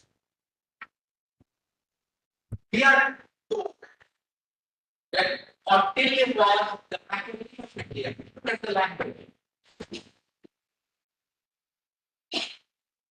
We all know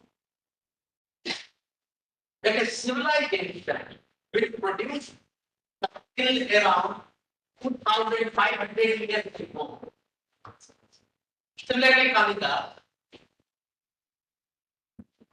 are being labeled as Machiavelli or Shakespeare. That's one of the dominants that needs to be reversed. A new alternative power center has to emerge based on that pedagogy, based on our own wisdom. Not away from the stone textbook, at the grad level.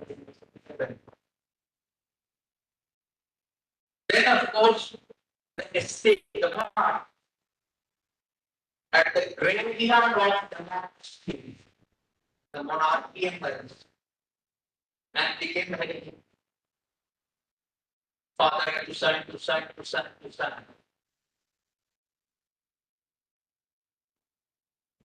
Based on this father to son, the British labeled us our different professions that by birth and heredity, father to son to son to son, which were different professions they had,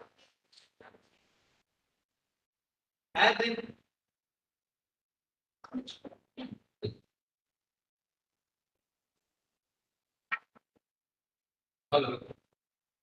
in kind of like that, in order democracy, in global capitalism, still we had a hierarchy of professions, isn't it? Who are at the top in the government jobs? You know very well. We all call them such.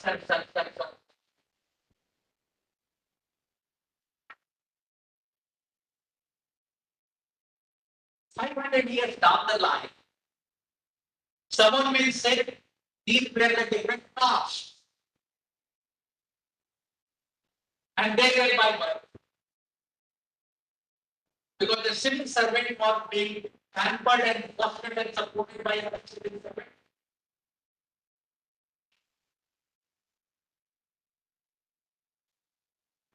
Have you ever heard of Ta's son becoming another Ta's?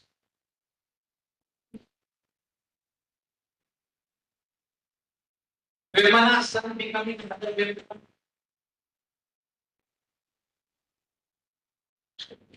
If that's not, it's only in the case of monarchy. So in case of a weak monarchy, the idea is being instituted and transplanted by the British in the case of to malign us. To malign us, to demoralize us, to break us, as if India was a constant society where it was unchanging, and from father to son it was equal.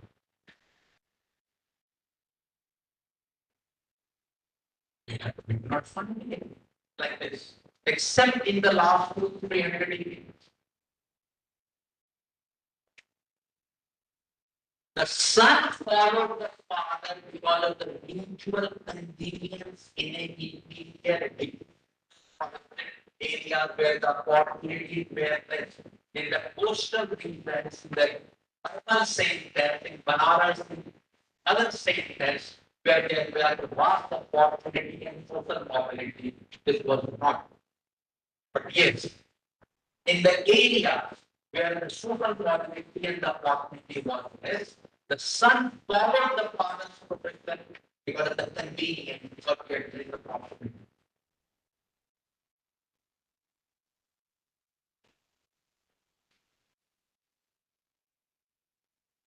So this part of the state, the monarchy representing the state that we have, we teach. Say, we only know this. But I think there have never been other. Since Patil was discovered in 1907 in an archive of the manuscript, and the librarian Salamsastri wrote it, and then it was picked up by the freedom fighters. Look at our state of affairs. After 1907, we have not discovered anyone else. Are we bereft of any such kind of theoretician or philosopher or theory that India did not produce?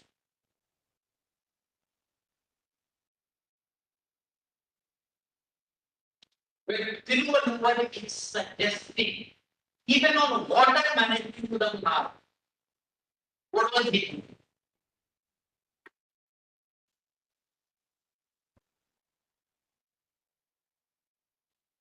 When Vimana was suggesting on adaptations, accommodations, justice, what was he doing?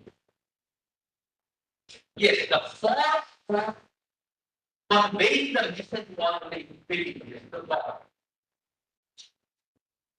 When Kabir was seeking Begumpura and happiness, the land of happiness, he was talking about justice. He was critical of the Buddha. He was critical of the Buddha. He was critical of the Panda. He was critical of the Jamindars. He was in favor of the English. What he was doing. Our inability to build up political theory, extracting it from their religious metaphor. Our inability. We are blaming that which we are the best. We do not blame ourselves, we always blame others. The politicians are responsible, he is responsible, he is responsible, everybody is responsible. For our weakness, someone else is always responsible. And look what a direct was. Someone came after 6,000 kilometers in a 55-meter for 190 years. That will be approached. We need to take on our minds why we cannot have a state.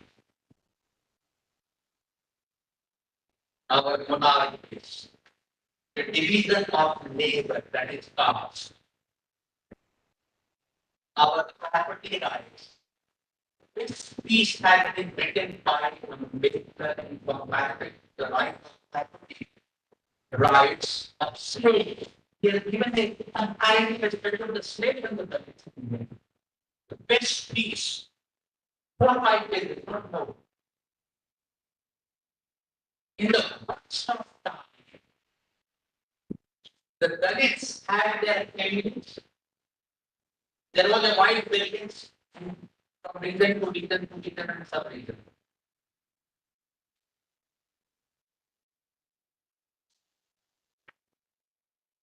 The slaves had no right, had no family. Let's keep it in mind. There were 3 kinds of slaves. I'm talking about the slaves. One who worked in the households. In the summer, when there used to be a lot of flies, some good jagged sugar used to be thrown out of the slaves, and the whole of the flies used to be there. From the flies. The husband and wife did not treat the slaves like human beings with emotions. They had their sexuality, sexual relations in front of the slave.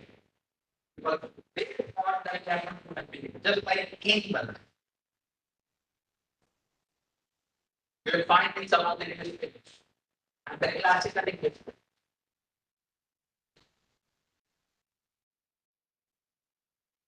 That was the status of no family life, no property rights, etc. So one household slave, the other who used to work in the fields, agricultural fields and the mines. And the third used to be in the army, the lower constabulary, in the even in the steps. They were called as helots. They were sent. Only that their top commanders were the citizens. In India, contrary to their life, even in the worst of time, society, Ambedkar, we had the property rights in different regions, their own houses, their own animals, their own family life. In some of the regions, there was no doubt, absolutely no doubt. But they were in a far, far better conditions than the slaves in the great Romans in the in the 4 or 5 periods that are made countries comparative study that is the thing. So when we write about the state in India, but we must discuss about those property rights from the society market line. Then we have the Sabha, the Samitis, the Vibhava, different organs of the state. And the grassroots level, the panchayat were there. What was that panchayat?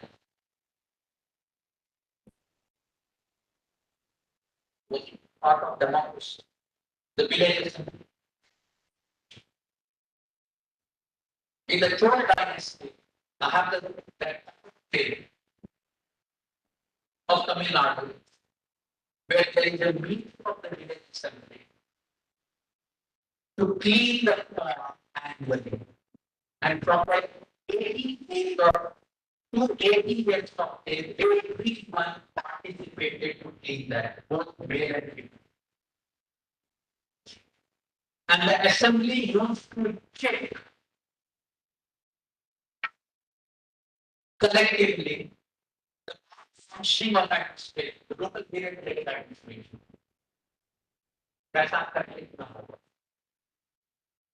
5% of the taxes that was collected by the monarchs were kept in for the village development. Do please read Dharampa. Beautiful tree. It's in $5 on technology, on science, on education, and based on the colonial government's reports. So the state, this could be part of not only this topic. There is city, Pakistan, for example. Another is Pakistan. Let's discuss the idea of the state. You will find it in Rig, Mandalam 10.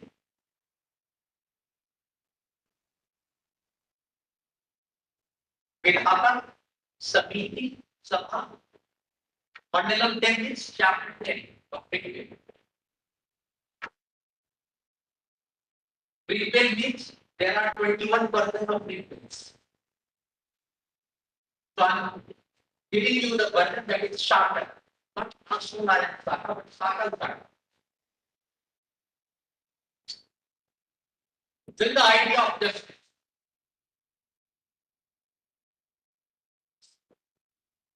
Monarchs have been accommodating and everything. There has been individual mobility, social mobility, liberty. The kind of civic freedom that we have, the kind of civic liberty that we have,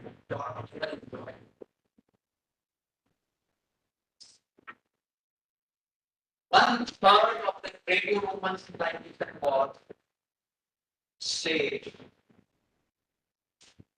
And the slaves don't have the freedom and the liberty.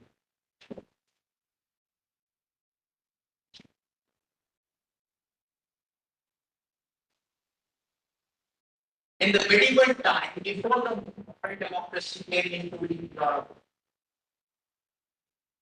again 3/4 were the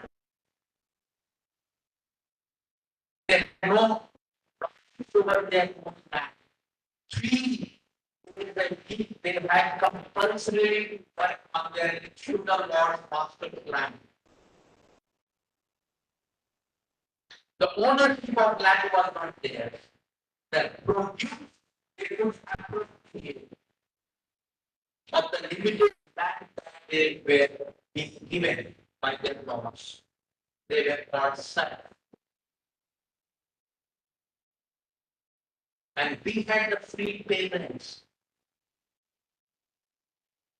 Even if we use the modern techniques of OBC and scheduled caste, if a side of scheduled tribe having their own land, whatever the land, they have to become own the land.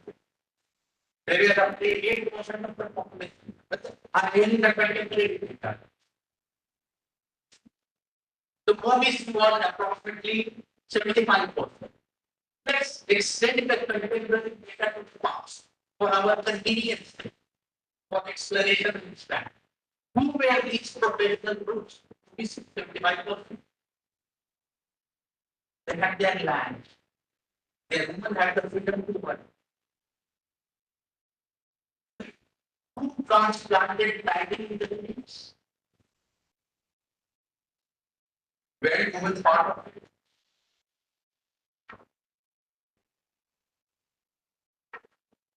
Imagine 500 years ago or 400 years ago, it was not 140 billion population. India was from Afghanistan, during Aurangzeb's time, India was from Afghanistan to Kanyakumari. And what 70 crore.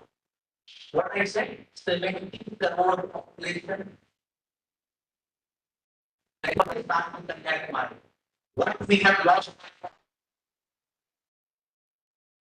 7% of our territory. 12% Afghanistan, 28% Bangladesh and Pakistan. What China gained from 49, 50% of their territory. They gained 50% of the territory, including Tibet. That's not a different time. And what we did, lost. So these are the part of the state that you must discuss. Justice, as I told you, governance, very important concept, the kind of judiciary that we have, the kind of role of compliance that we have in the professional groups, the different in case of professional competitions and right.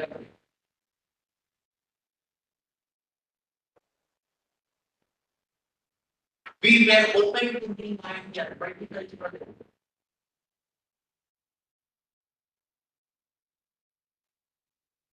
And the whole philosophy in the Indian civilization has been focusing on the consciousness of the self, understanding realizing the self.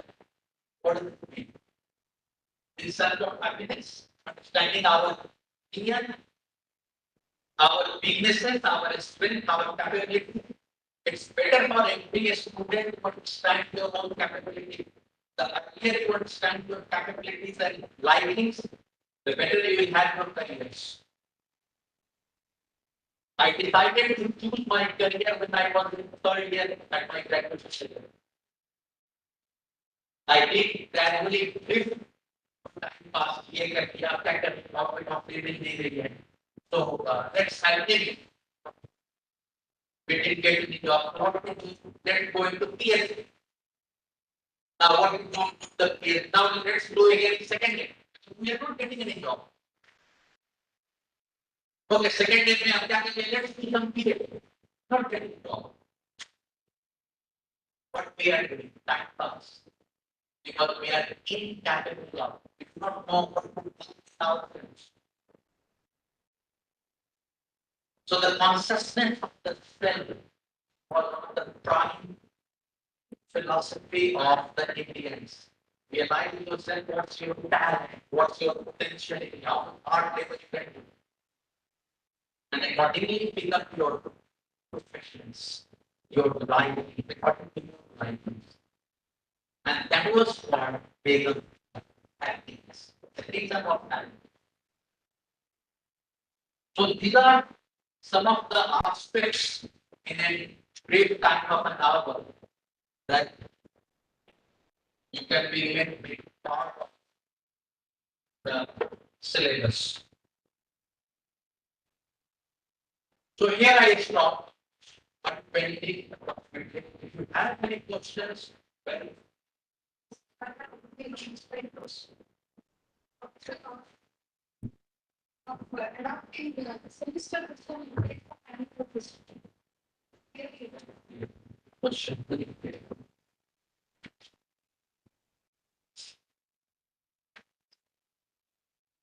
see, in our case, earlier, the owners in at the school level, they were at the school level. The onus was on the teachers to teach in the best way and in the easiest way to the school kids 5 years, 6 years, 7 years, once the student process that elementary education and those who are willing to go for higher education, it means now they are facing interviews. Questions are there, the syllabus is there, and based on the merit, not their so-called marks, they were selected into the university. Now the focus was on the experiential lab. In America, not in Europe. America, Australia, Canada, and New Zealand had been completely four new countries, the new society. It had no feudal power. So the cultural angles are not there. Tell me like they do not think like us, we don't care. It doesn't have that angles. Both in case of girls and the boys. We have the cultural angles, the whole mother will look at and think of. Then we compare to our family, to our husband. What they did Americans, they focus on the empirical industrialization. So the focus in the semester system is on the students, not on the faculty. In India, in the annual mode, the onus was on the teaching on the faculty. In the semester mode, the onus is on self-learning on the student to do research, to learn by self, at the sites, by doing, not in the classrooms, to educated point. The faculty only gives them the broad indications, initiatives. Beyond that, if you do not learn, then that's a problem. Yes, in the schools, American schools, European schools follow later the American pattern. They learned it from India in 18th century, 19th century, and now they are learning from Europe, America. So the faculty doesn't innovate. He or she may be fine. The onus in the school lies on the faculty, not on the students. In the universities, the onus lies on the students. Just the reverse, not on the faculty. The school education is compulsory and free. The university education is highly expensive and paid. There is a world of difference, and both of them, the school and the university, are opposite to each other. Therefore, the owners shift diametrically. Here we are time pass. So the onus is built on the not of the student.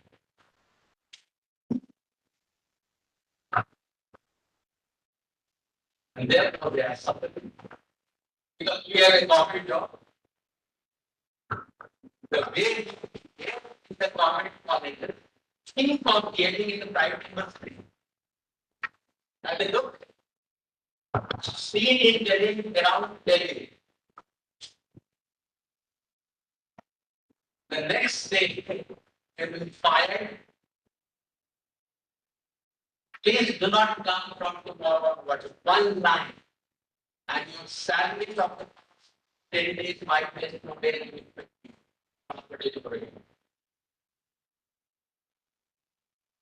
in the morning, you may be told that after you need not take it down.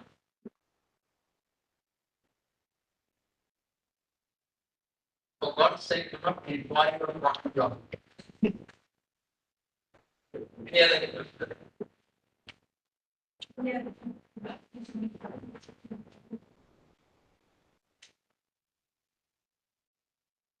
Faculty, any questions? Actually, it's a very fascinating initiative, and there is no end to this section because the more we listen, the more questions we get, and the more we feel that we should do that more right now. It's like so on behalf of the faculty, on behalf of NRCs, Commissioner of the State, we extend our gratitude for participating in that good time and relating us, but also making us realize the importance of innovative, having innovative teaching and making students more into our classrooms and methods of learning and these pedagogies. So once again, thank you sir, for your cooperation. And on behalf of Government College Rajendra, we have a small decision. You'll back. Actually, the programs are prepared by the students. Feeling that. Thank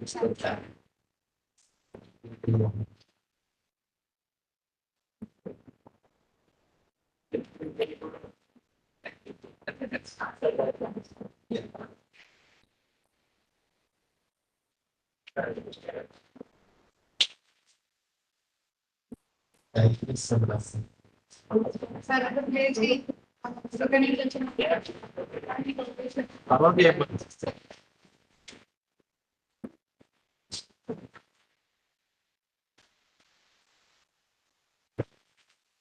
We can see that service we are without us study teaching and been teaching for almost 2 hours, but he's teaching, but we are still in another section.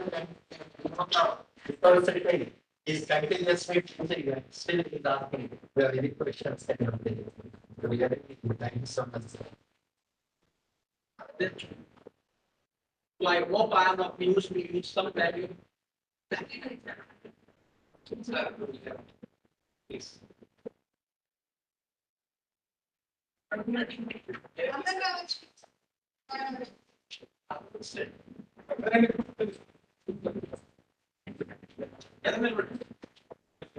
of you can be able to.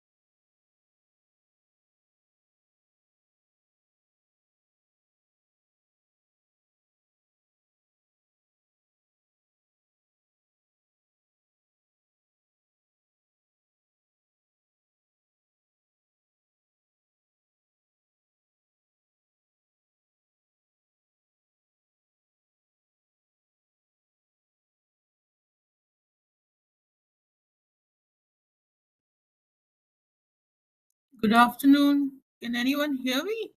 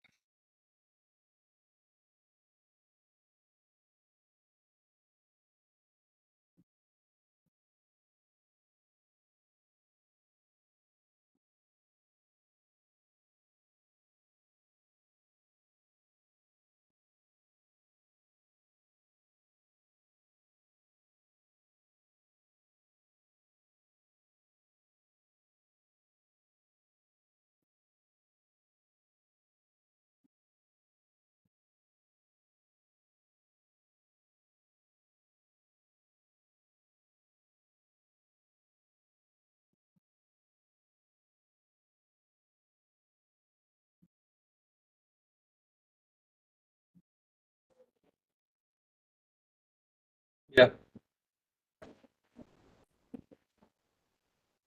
Welcome on our participant of the TOT on political science. On behalf of Commissionerate of Collegiate Education and NRC Rajasthan, I take the privilege of introducing Professor Shekhali Sama to all the political science faculty who are attending this program. I don't think I need to give a lot of introduction to her because all of us are referring to her, one of the best books written by her. Ma'am has a specialization in political thought and theory, democracy and constitutionalism, and gender studies. And she has written the well-known book, Western Political Thought from the Ancient Greeks to Modern Times. And with this very brief introduction, I request the conversation. Thank you.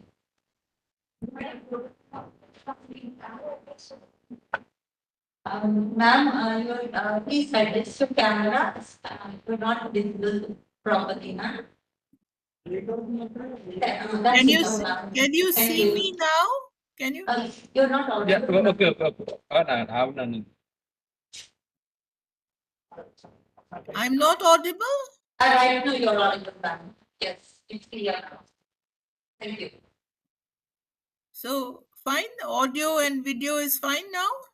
Yes, ma'am, it's quite good. Okay. So thank you so much to the organizers for giving me this opportunity to interact with all of you. As ma'am just mentioned, I've been teaching courses in political theory, Western political thought, feminist theory, along with other subjects for a very long time now at the Center for Political Studies in JNU.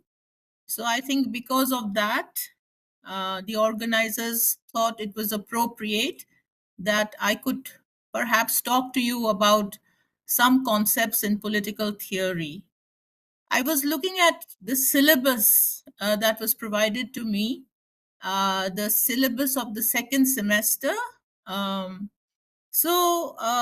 It's very interesting, although I was a little puzzled as to why you would make a distinction between ideologies and isms. And I was also wondering, why would you have a separate unit on individualism instead of incorporating it in liberalism, in a discussion of liberalism? But I still thought it was an interesting syllabi. The first unit on law and liberty, I think it's fascinating. So I thought that maybe we could discuss, I could arrange my discussion around these concepts of liberty and law. So I want to talk to you today about the Republican conception of liberty as non-domination. So I'm sure all of you are familiar with this distinction between the absence of domination and the absence of interference. Okay, so I am going to look at the work of Philip Pettit. How many of you are familiar with his work on Republican government and on Republican freedom? Can you let me know? So I just want to get a sense of, is this, have you already read essays on Republican freedom, or is this something not familiar? How many of you have read Philip Pettit? Can you just maybe like wave your hand or something? Have you heard of his work? Are you familiar with his work? I can't hear anything, yes or no. Okay. No, ma'am, I'm not. Okay, fine. So it won't be a repetition, so that's fine. Okay, before I start, I just wanted to say a few things about, in general about politics, political theory. So, in my opinion, I think that politics is about possibilities that can be realized through collective action. With political action, change is possible and something new often comes into existence. For instance, in India, we were a colonized country and then we became independent after political mobilization. So we know that in classical political philosophy, the metaphor of creation or birth is often used for political activity. That, for me, is what keeps the concepts of political theory relevant. The conceptual categories of, for instance, rule of law and liberty, understanding what they mean enables us to see what kind of political relations we might want to establish, or we can use these concepts to examine in the light of rule of law and liberty the kind of political relations that actually exist. So now coming to our specific topic of Republican liberty, as I said, I want to begin with this distinction around the idea of liberty between the absence of domination and the absence of interference. Philip Pettit argues that when Benjamin Constant, in his speech to the French Assembly in 1819, when he made this distinction between the liberty of the ancients and the liberty of the moderns, what he did deliberately was to ignore a third conception of liberty that was already available at that time. So, what he did was Constant, if you looked at Constant's essay, when he talks about political liberty and the liberty of the ancients, he equates it with political participation or with what is called direct democratic standing. And Pettit argues that this way of understanding what liberty meant in classical Greek politics is to hide a third conception of liberty, right? And in this conception, that conception which is linked to non domination. In the conception of Republican freedom, I'm using the terms freedom and liberty as synonyms, right? So, in the conception of Republican freedom, in contrast to Berlin's famous idea of negative freedom, domination or unfreedom can exist even in the absence of interference. Domination is defined as being under the arbitrary will of another or as being dependent on the arbitrary will of another. Even if the other does not actually interfere with one's actions, if he or she has the capacity to arbitrarily interfere, that leaves room for unfreedom. So I hope that distinction is clear, that unlike in the negative conception of freedom, in freedom as non-domination, even the capacity to interfere leads to one being unfree. So freedom as non-domination requires the absence of a capacity to interfere arbitrarily in another person's life or affairs. So you might be thinking, how is arbitrariness to be defined? I'm just going to quote a couple of lines from Pettit. He says, an act is perpetrated on an arbitrary basis if it is subject only to the decision or judgment of the agent. That is, the agent was in a position to choose it or not choose it at their pleasure. and the act was chosen or rejected without reference to the interests or opinions of those affected. The choice is not forced to track what the interests of those others require according to their own judgments. Here, Pettit points out that when it is a question of tracking the interests of those who are going to be affected by your action, what should we do in the case of conflicting interests? You know, because interests might not be compatible with each other, they might contradict each other, and so on. So he says that when we are thinking of non arbitrary action, then the interests that we are concerned with are the relevant interests. And what are these relevant interests? He goes on to say that the relevant interests are the interests that the people who are being affected, the interests that they have in common. So when the agent's action tracks the interests that people share in common with others, as long as those interests are foregrounded when their action is being interfered with, this interference is not arbitrary and does not count as a compromise of freedom.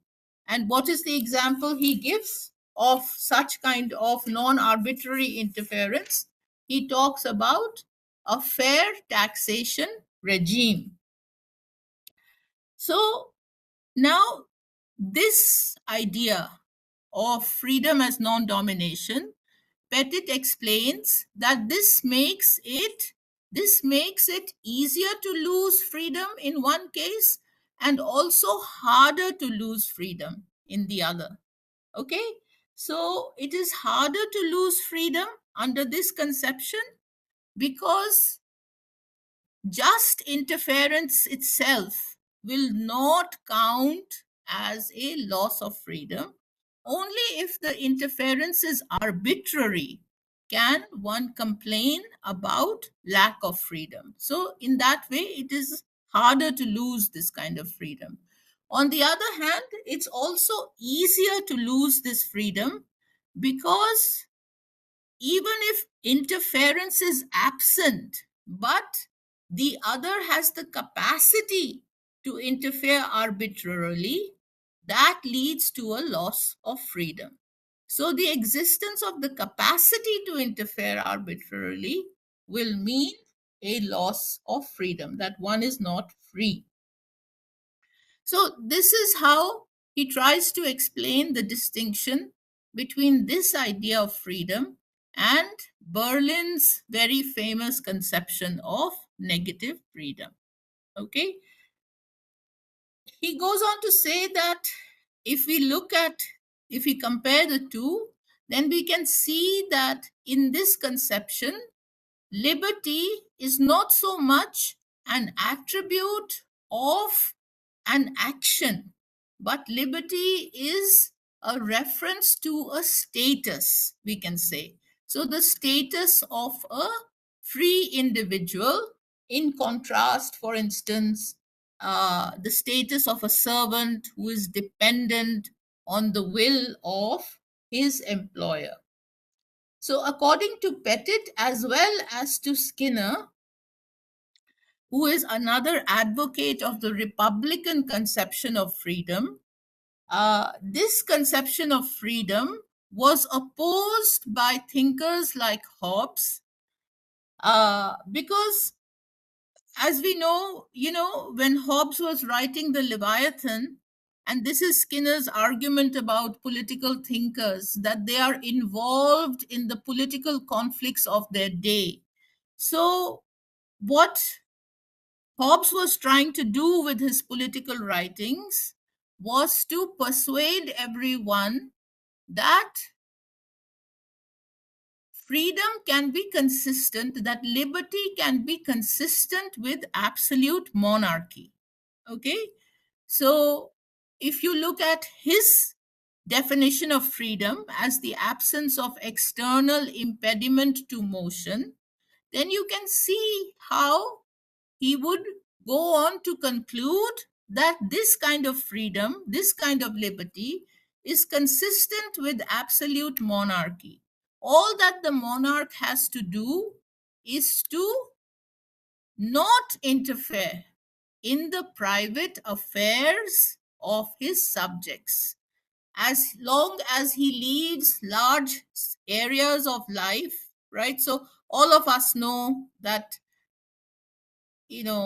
contrast between area of control and source of control. Anyway, so as long as he leaves large areas to their private inclinations and action, then freedom, liberty can exist with absolute monarchy. And I'm sure you've looked at Berlin's essay on two concepts of liberty. So I always remember being a little shocked when I read that for Berlin also, negative liberty is consistent with despotism for the same reason that the despot just need not interfere in certain areas of his subjects, etc. Okay, so according to the Republican tradition, this is just not acceptable. And I hope you can see the connection, because according to Republicans who were responding to Hobbes, for instance, people like James Harrington, they said that whether the absolute monarch interferes or does not interfere, that is irrelevant. What is relevant, that as an absolute monarch, he has the capacity to interfere with his subjects' lives whenever he so wishes. And because he has this capacity to arbitrarily interfere, that immediately means that liberty is not consistent with absolute monarchy. So this was the argument that was going on at that time. So according to Pettit, what he is able to show then, or what he's trying to show, is that liberty is not only is he trying to show that liberty is not possible under a monarchy, but he is also trying to point out that one of the other advantages of this conception of liberty as non-domination is that this conception is compatible with policies of redistribution, as long as these policies are not arbitrary. Pettit points out that under negative conceptions of freedom, what happens is that whenever there is talk about needing to redistribute material resources, immediately the objection is raised that this is a form of interference, so it is an infringement of people's freedom. Or at the most, there is an argument about balancing the amount of interference that happens because of redistribution, balancing that interference with the interference that takes place when there are sharp inequalities in society. So Pettit points out that, with this balancing, all sorts of arguments are made against things like taxation and so on and so forth. And even though he acknowledges that when there is inequality in society, it is not evident, automatically that those who have more resources will definitely interfere arbitrarily in the lives of those who have less. So he has this interesting passage where he says that we don't necessarily have to demonize the advantaged, but still he says that this balancing issue often leads us to argue against redistribution. But if we use a conception of liberty as non-domination, then we won't get stuck with this issue of balancing, because under liberty as non-domination, as long as the interference is not arbitrary, it doesn't count as a infringement of freedom. So this is how Pettit then addresses the arguments of libertarians like Nozick and so on. You know, all of that, of course, you are familiar with. Of course, the point to remember always is that these policies must not be arbitrary. That is, they must follow the fair rule of law.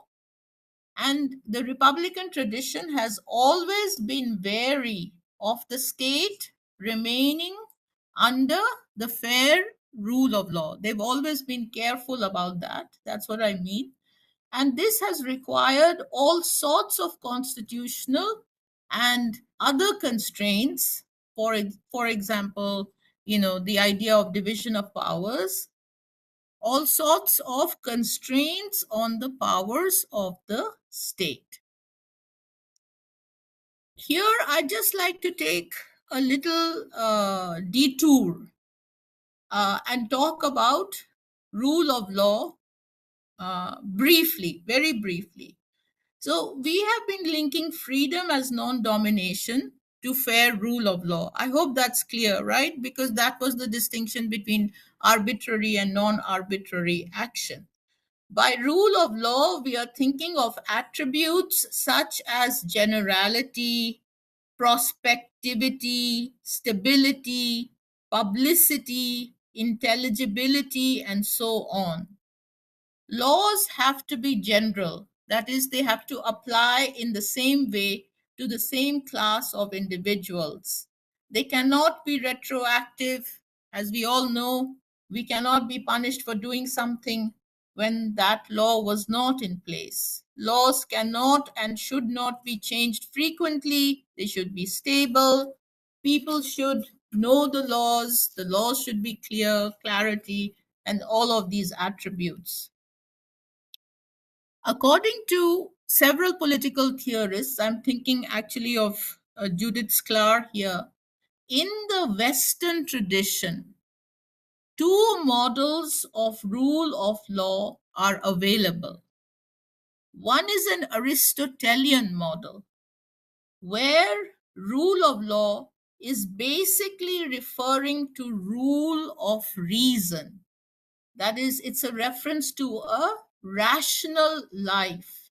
And rule of law is actually a reference to some kind of moral goal for those who have reason.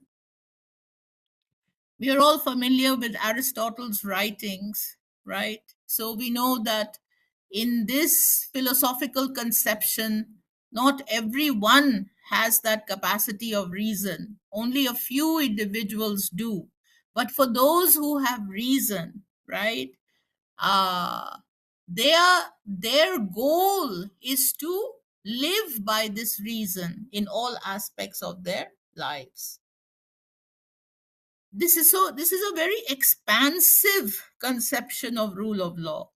According to Sklar, what we have available to us is a much more limited conception as well.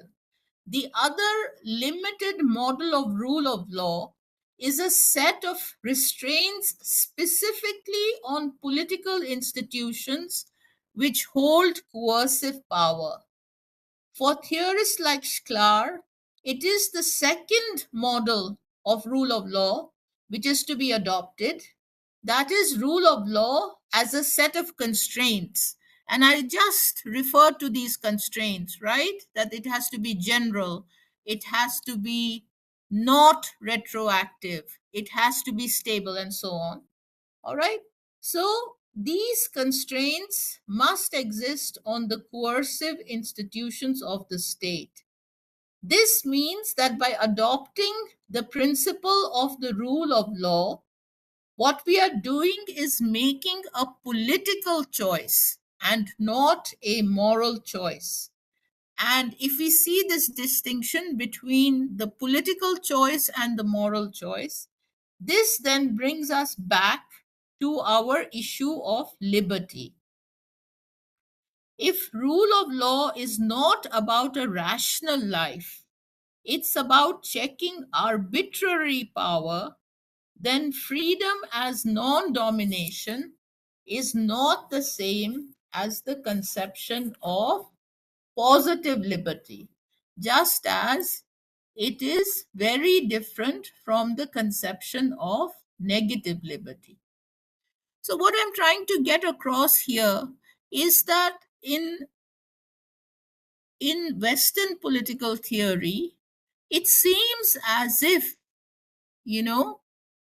that the alternative to liberal individualism is, or the alternative to negative liberty, which is aligned with liberal individualism, the alternative is some conception of positive liberty. And if you think back to Berlin's essay on two concepts of liberty, right? Berlin argues that both the negative conception and the positive conception are open to perversion.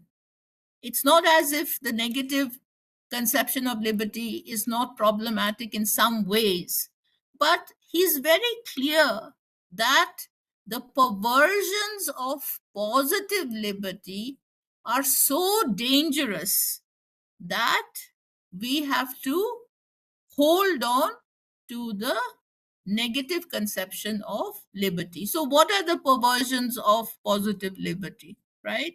So we all know this division of the self into the higher rational self and the lower self, which is driven by our desires and passions and so on, right? So Berlin argues that when we identify our in the writings of those who advocate positive liberty, the higher self is aligned with or identified with a collective body or with like perhaps a leader. And then that goes in the direction of something which is just the pure opposite of liberty. Okay. So even if we say that this doesn't necessarily have to take place, no, why should this division between a higher and a lower self mean that we automatically align with the collectivity? Other theorists have pointed out that even if we don't go in that direction, because of this kind of hierarchy that we create, what happens is that in positive conceptions of liberty, they usually work with a like a telos or a rational goal, which results in the self exercising a lot of coercion on itself, and that is seen as an expression of liberty. Okay, so these are the arguments that are made to convince us that the only option is that of negative liberty. So therefore, these theorists are arguing that in freedom as non-domination, in the absence of the capacity to act arbitrarily, more options are available to individuals to express their liberty. Republican writers did not hold the Aristotelian view that we are moral beings with certain determinate purposes, and thus we are only in the fullest sense in possession of our liberty when these purposes are realized.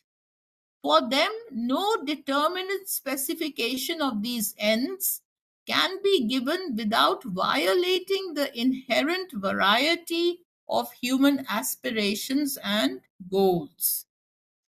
So what I'm trying to do here is to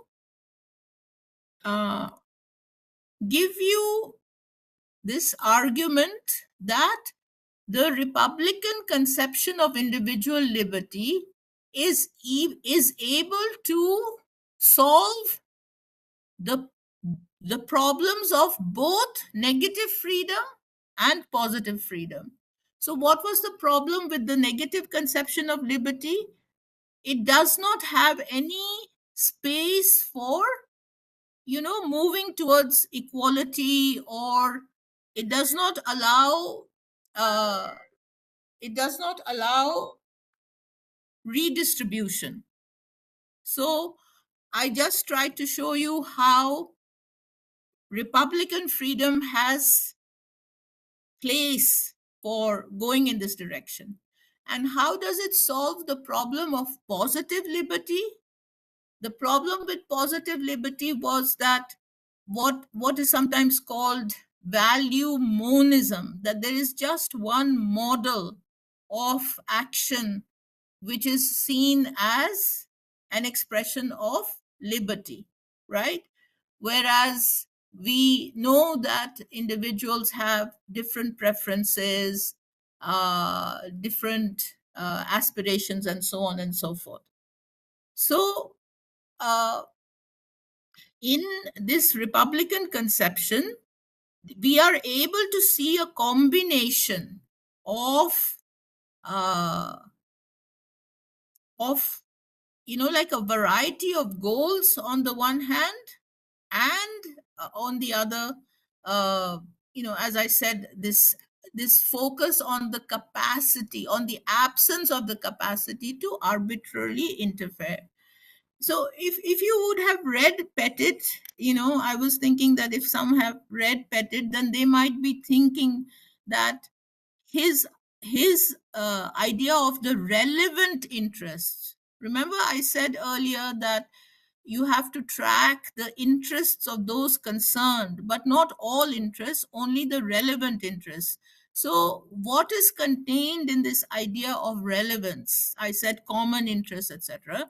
So, some people might be thinking that behind this idea of the relevant interest is a conception that might take us in the direction of positive liberty, only the common interest, the interest that we all share, so on and so forth. So, isn't that then again we are thinking of something like, one model of what is the interest that should be furthered, etc.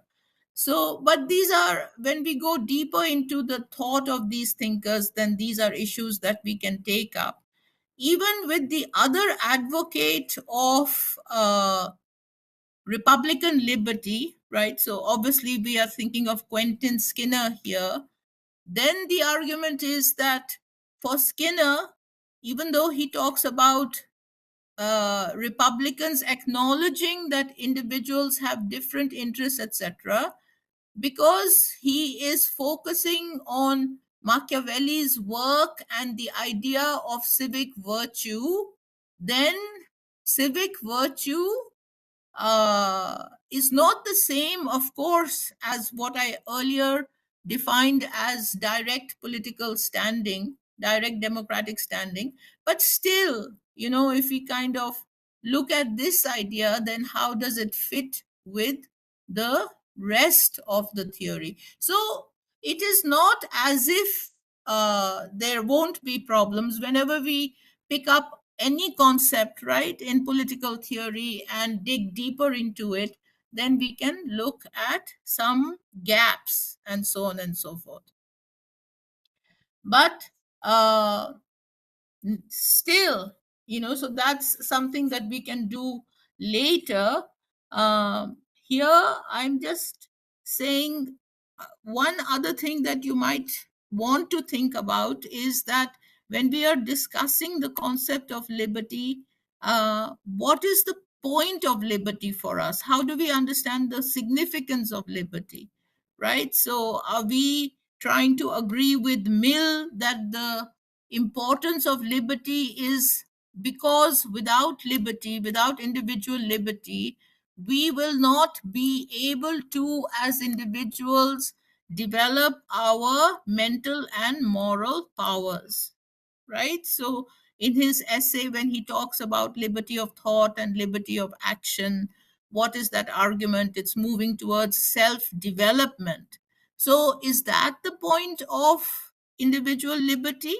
That certainly seems to be the case when we are thinking of positive conceptions of liberty, right?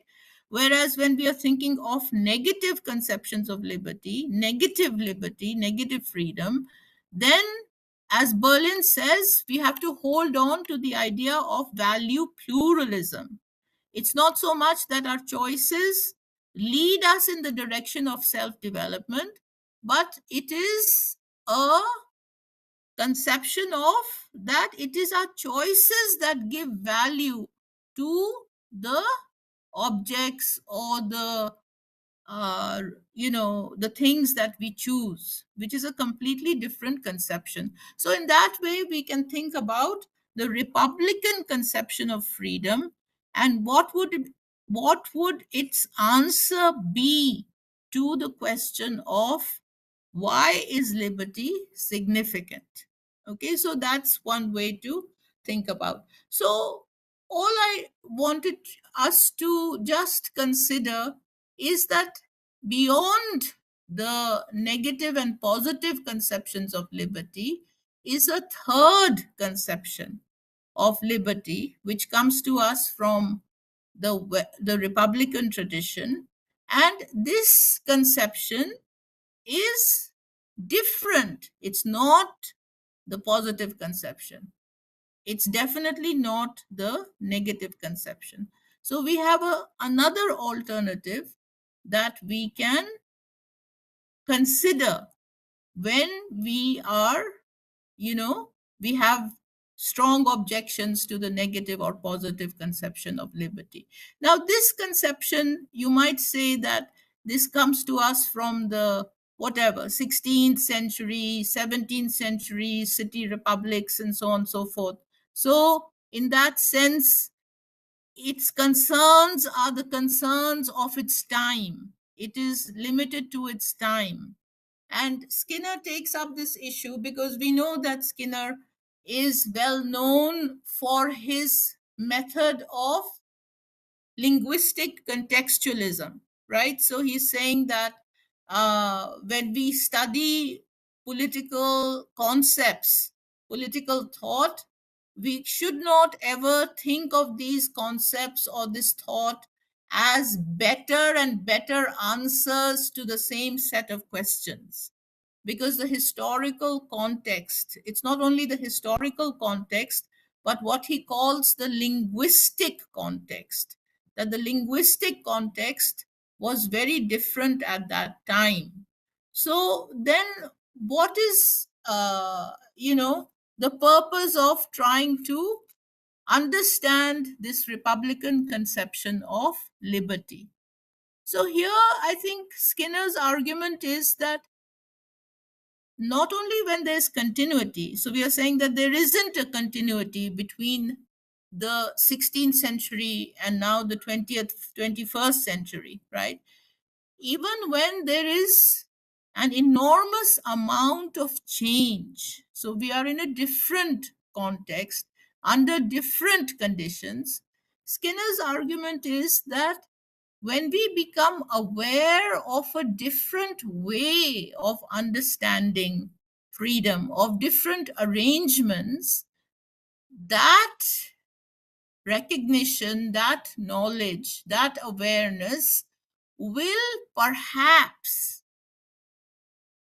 lead us to reconsider our current ways of doing things, or our current ways of arranging political relations, right? So the awareness of how things were done so differently in a different context will give us a critical perspective towards our own arrangements. And this, I think, is what I started out with when I said that, if we understand politics as the possibility of something new through political action. So I'm not, I'm asking you to move away from the idea that politics behind politics are the social, or behind politics is the social determinants of action. Okay, so if you are thinking of the autonomy of political action, so political theory then becomes like an input into this political action, and the political concepts from an earlier time might prove useful when we are thinking about our current political arrangements. Yeah, that's what I had to say. Thank you. Can I ask you a couple of questions? Will I be able to hear you, or?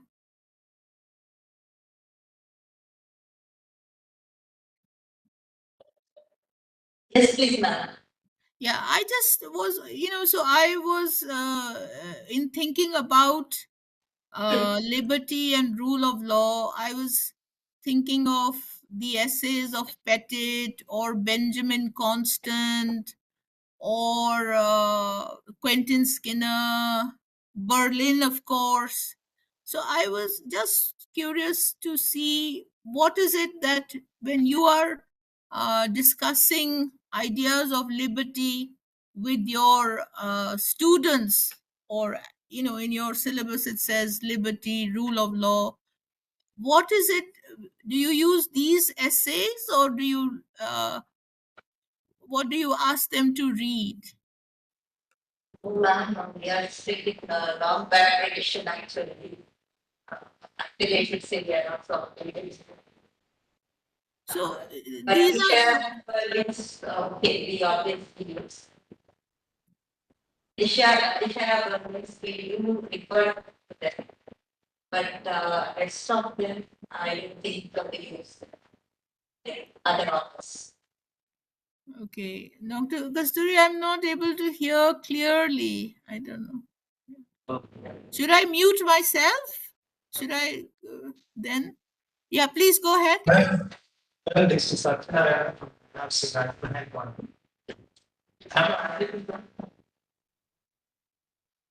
I just cannot hear you.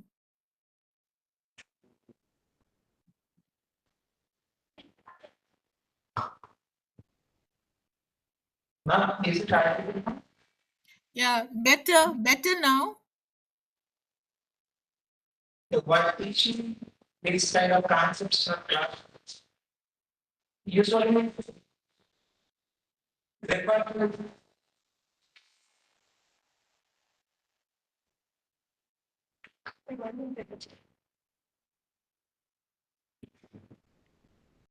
just like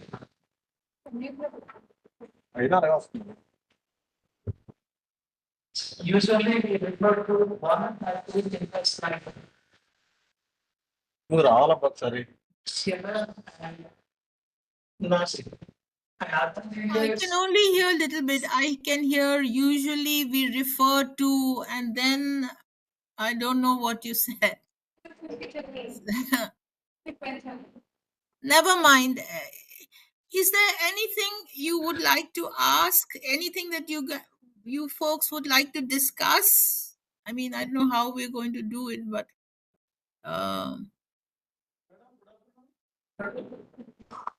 hello, madam. మనం వాళ్ళు గెలిపించుకుంటారు ఇందాక respond అయ్యారు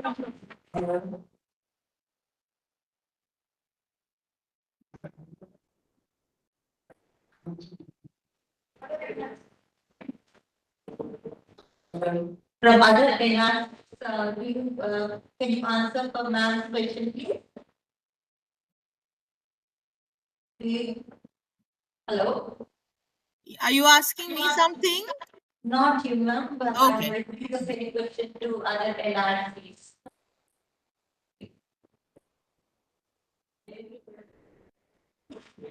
Yeah, from Vishakhapatnam, Anantapur, Chittoor. I hope you heard Mark's question whether you are referring to any of these philosophers while you teaching. Could you please respond? Okay, ma'am. Ma'am, actually, I don't, we are not referring to the other, like the way you have taught us today. That's fine. Dr. Kasturi, I mean, what do you discuss? Do you discuss negative and positive freedom with the students? I'm Kimberly, ma'am. Not Dr. Kasturi. Uh, could you please repeat your question, ma'am? Do you discuss negative and positive freedom with the students? Yes, ma'am. That we Okay. do. Yeah, We all do. right. And we need to discuss about the share burden to some extent and like Right. right now, Philip Beckett and the Philip, even I need to them.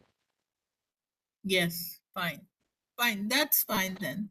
Yeah, I was just thinking that maybe from negative and positive, we could also introduce this other conception, the Republican conception, as an alternative way of thinking about liberty. And yeah. Other NRCs, do you have any questions? Hello. Okay, questions?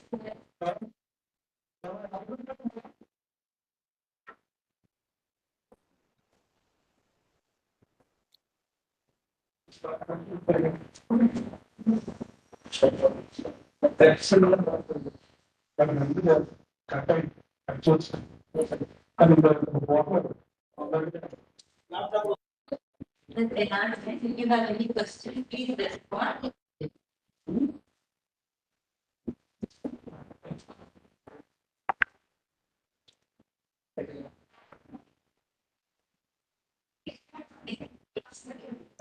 Can I ask, has anyone read Ideas of Freedom in Modern India by Sudipto Kaviraj? Do you read that? Yes. Ah, okay, fine.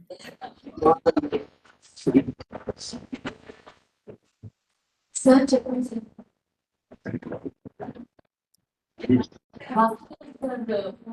I'm not sure.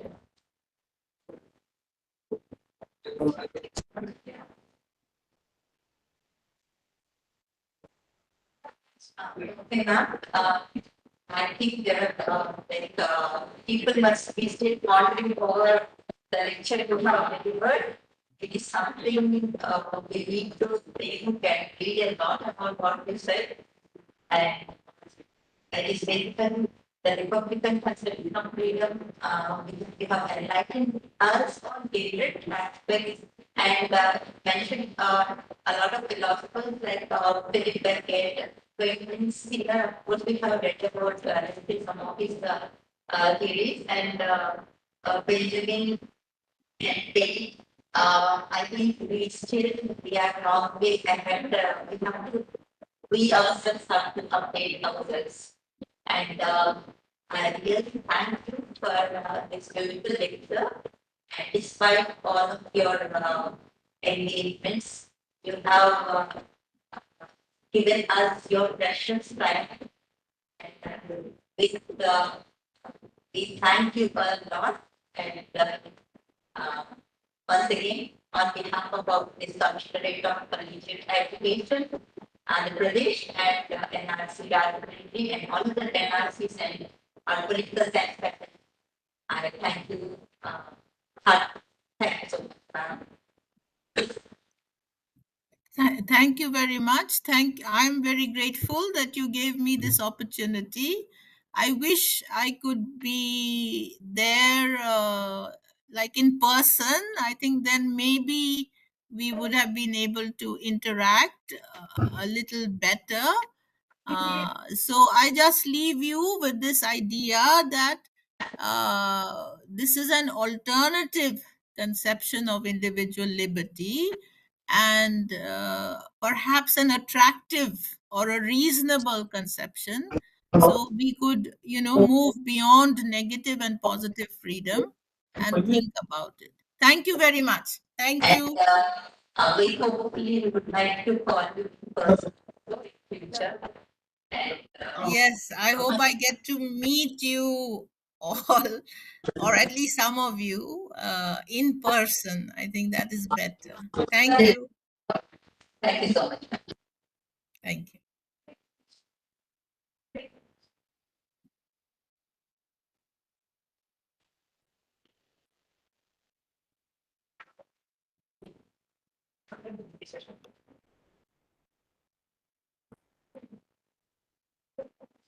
We all can have a quick break right now.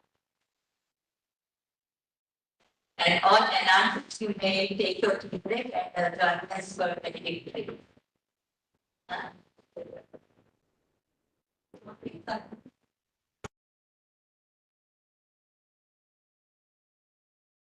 Please join after the tea break. Short tea break.